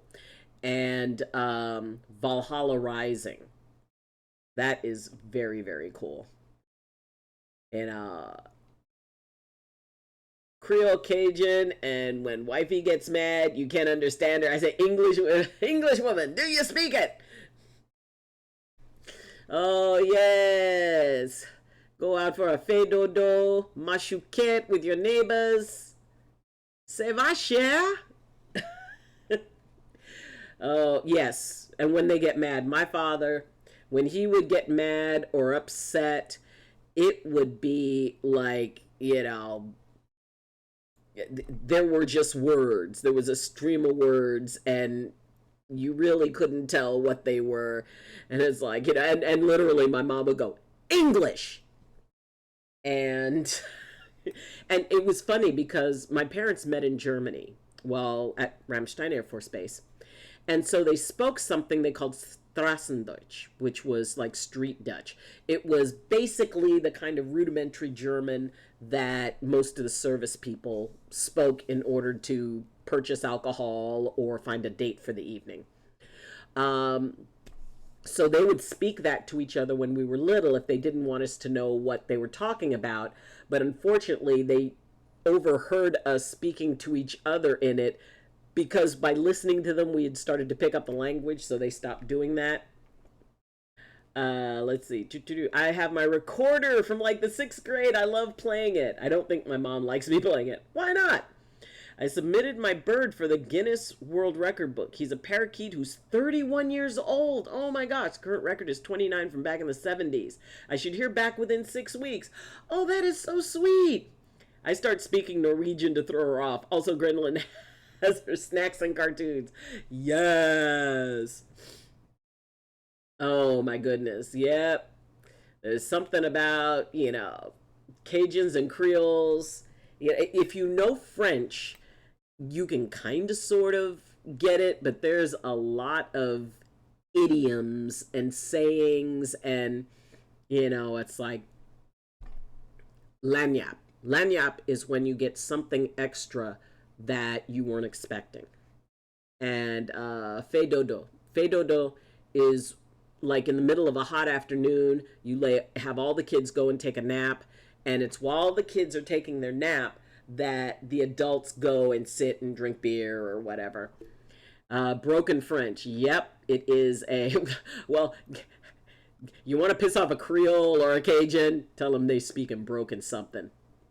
Yeah, I mean they honestly believe that they're the ones who speak it correctly and the French have it wrong. Recently, I had to deal with some Swedish service members. Really, I ended up just passing the baton to someone else because their ability to read the room was so bad. I was gonna rip someone's head off. It's like, really, really. I mean, I can just picture. It's like they are not reading the room. They are not seeing the warning signs. They're not seeing the blinking, flashing lights that says stop. I totally hear that. I definitely hear that. But, I mean, and it's always good when people get a chance to learn something from a different way. And, when we lived in, my husband and I, he was my husband. Now he isn't. But when he was, he's my husband.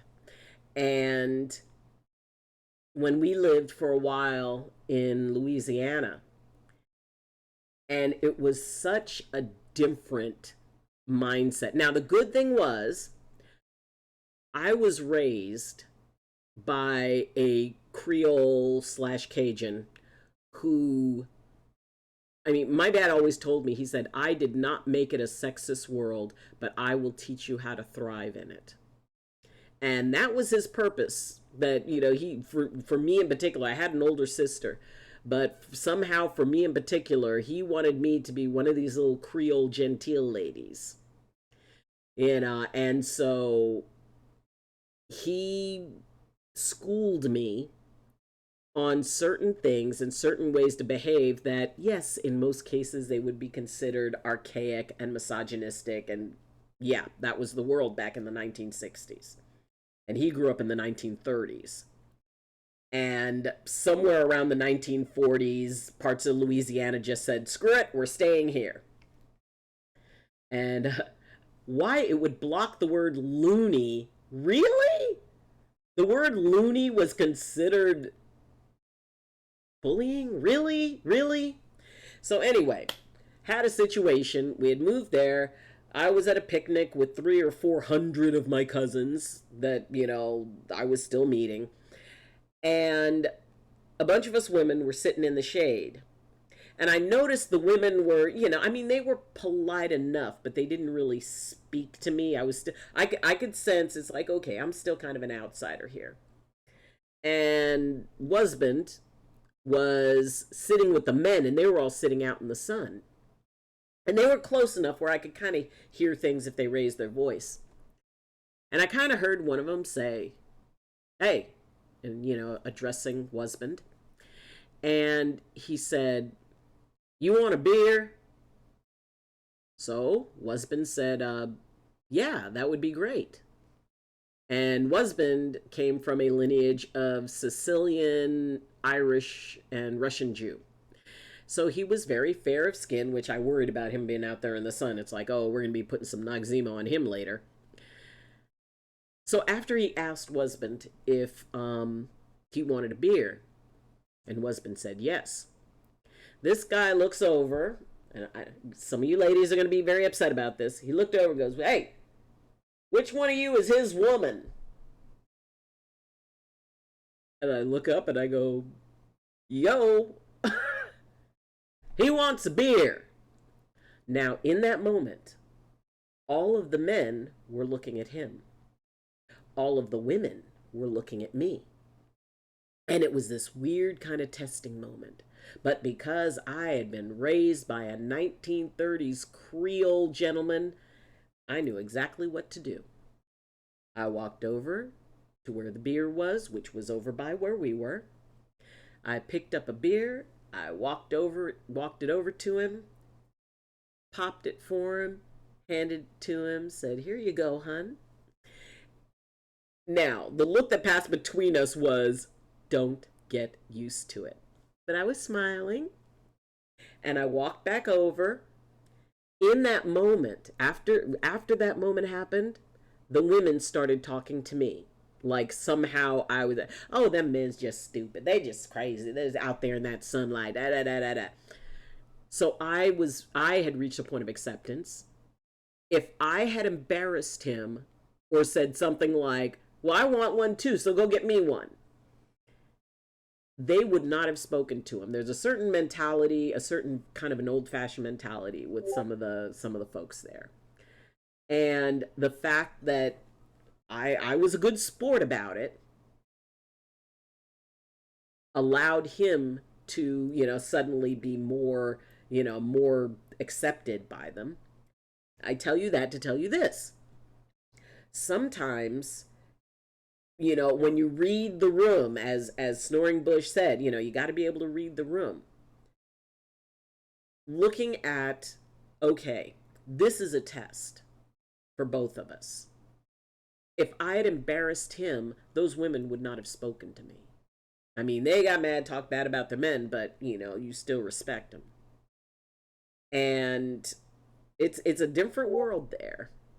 But, if you can learn how to read a room, and it's like, well, under normal circumstances, I would tell them to go do something to themselves.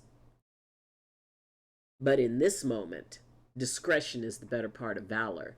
Looking at the big picture, what is my ultimate thing that I want? And I wanted him to be, accepted by these guys. So, we both achieved that, but always know how to read the room. Let's see. As a retired sergeant, I felt that so much. Yep. My mother was a sergeant. My father was a tech sergeant. I'd start talking, then I'd hear this heavy accent talking all at the same time. I'd stop, give them a look, they'd apologize, I'd continue. This went on for about 3 more times before I was about to lose my namaste and scalp. Oh, Snoring Bush. Okay, we've got to save. I was about to lose my namaste. That has got to go somewhere in the Discord. That.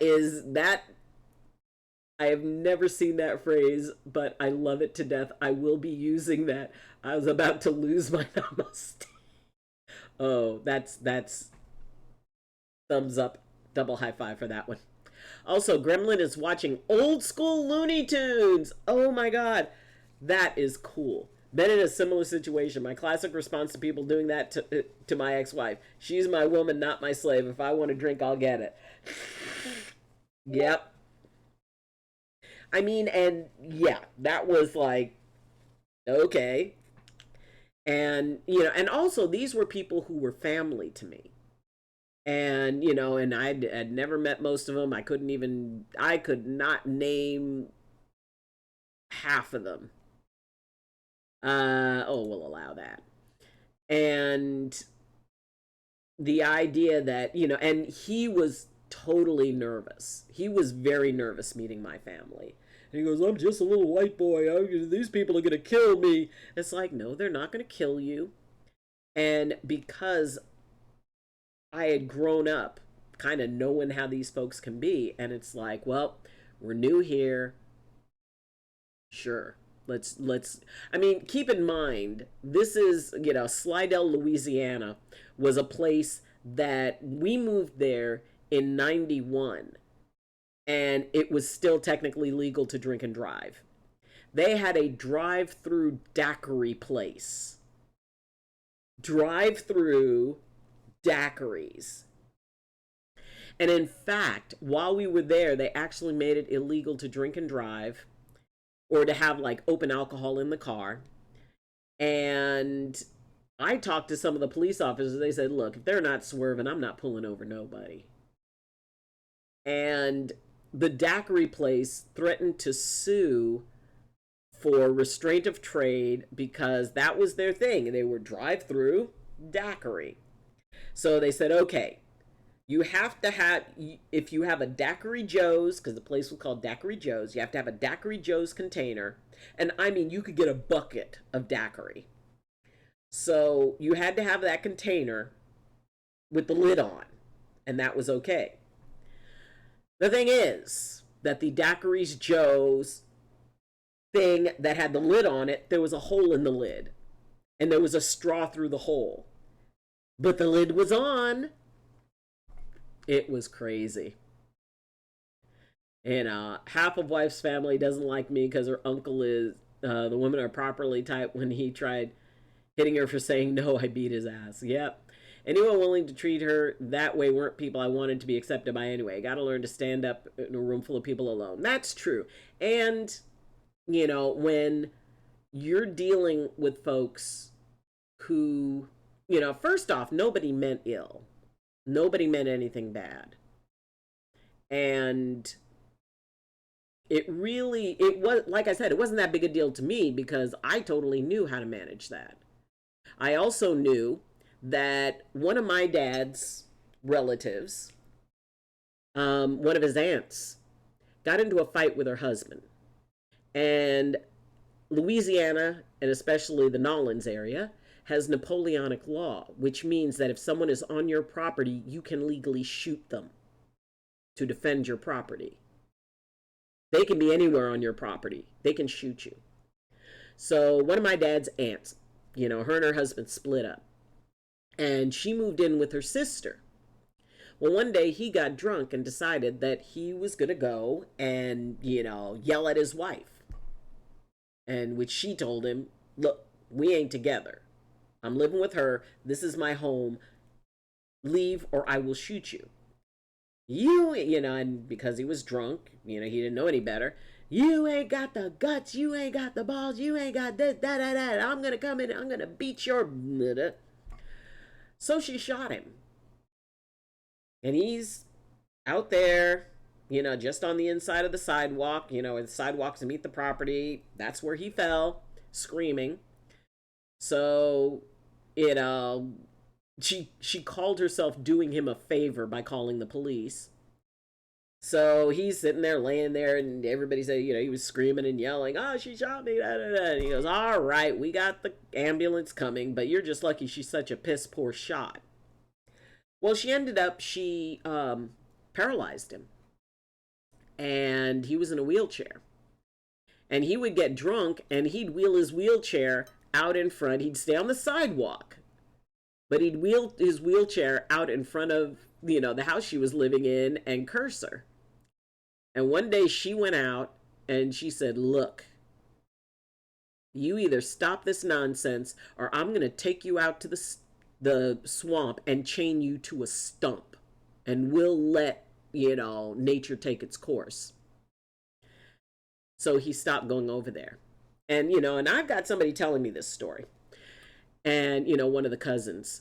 And I said, well, whatever happened? She goes, oh, they got back together. Which led to one of the little pieces of wisdom that I was given once I moved there. No matter how good a marriage, at some point, somebody's going to take a shot. And it was like, okay, this ain't California anymore. This is a totally different mindset. And it was funny because they were like, and these were also the folks that, when the hurricane was coming through, Hurricane Andrew was coming through. I was in Louisiana for that. I was in Slidell. And these were the folks that were showing up saying, all right, we're going to get you ready. We're going to get you prepped. We're going to do this, you don't have to evacuate from here, but you do need to get stuff. And these were those guys that were out there. They were the ones coming to our house and making sure that we were going to be okay. They were also the ones that, were going around and picking people up, in boats, little, pirogue boats. And, they were the ones that, as things were settling down, out there with their guns, making sure that nobody was looting families' houses. So, it's a different world there. But, when it came down to it, these were the folks that put themselves at risk. They weren't just protecting their own. It's like, nah, your family. We're going to make sure you're going to be okay. And It is a different world there. But I got along real good with them, and you never know, you never quite know who you're going to need at some point. That's why I do my best to just get along with everybody. And it's like, you know what? I'm cool with this because I know that, when those times get hard, these same guys are going to be the ones to save my bacon. They're going to be the ones looking out for me for no other reason than I'm family. And Lord knows they may have caused their family, the women in their family, they made their little comments or whatever. But you let somebody else outside the family do something or say something, oh Lordy, they'd find you chained to a stump and let nature take its course. It is, it really is sort of a different world. And I think every place, because, you put any of them in California and they're like, okay, I don't know what to do with this. I don't know what to do with this. My aunt from, who, my dad's sister, he finally talked her into coming to California to visit when I was young. And she kept saying, there's going to be an earthquake. He said, look, we don't have earthquakes every day. We don't even have a season for them. At least you got a season for hurricanes. Just come out.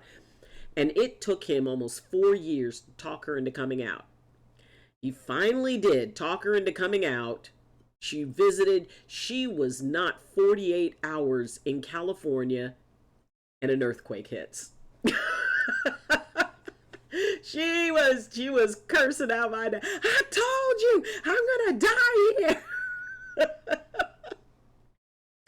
And finally he got her calmed down because, it was one of those that passed pretty quick.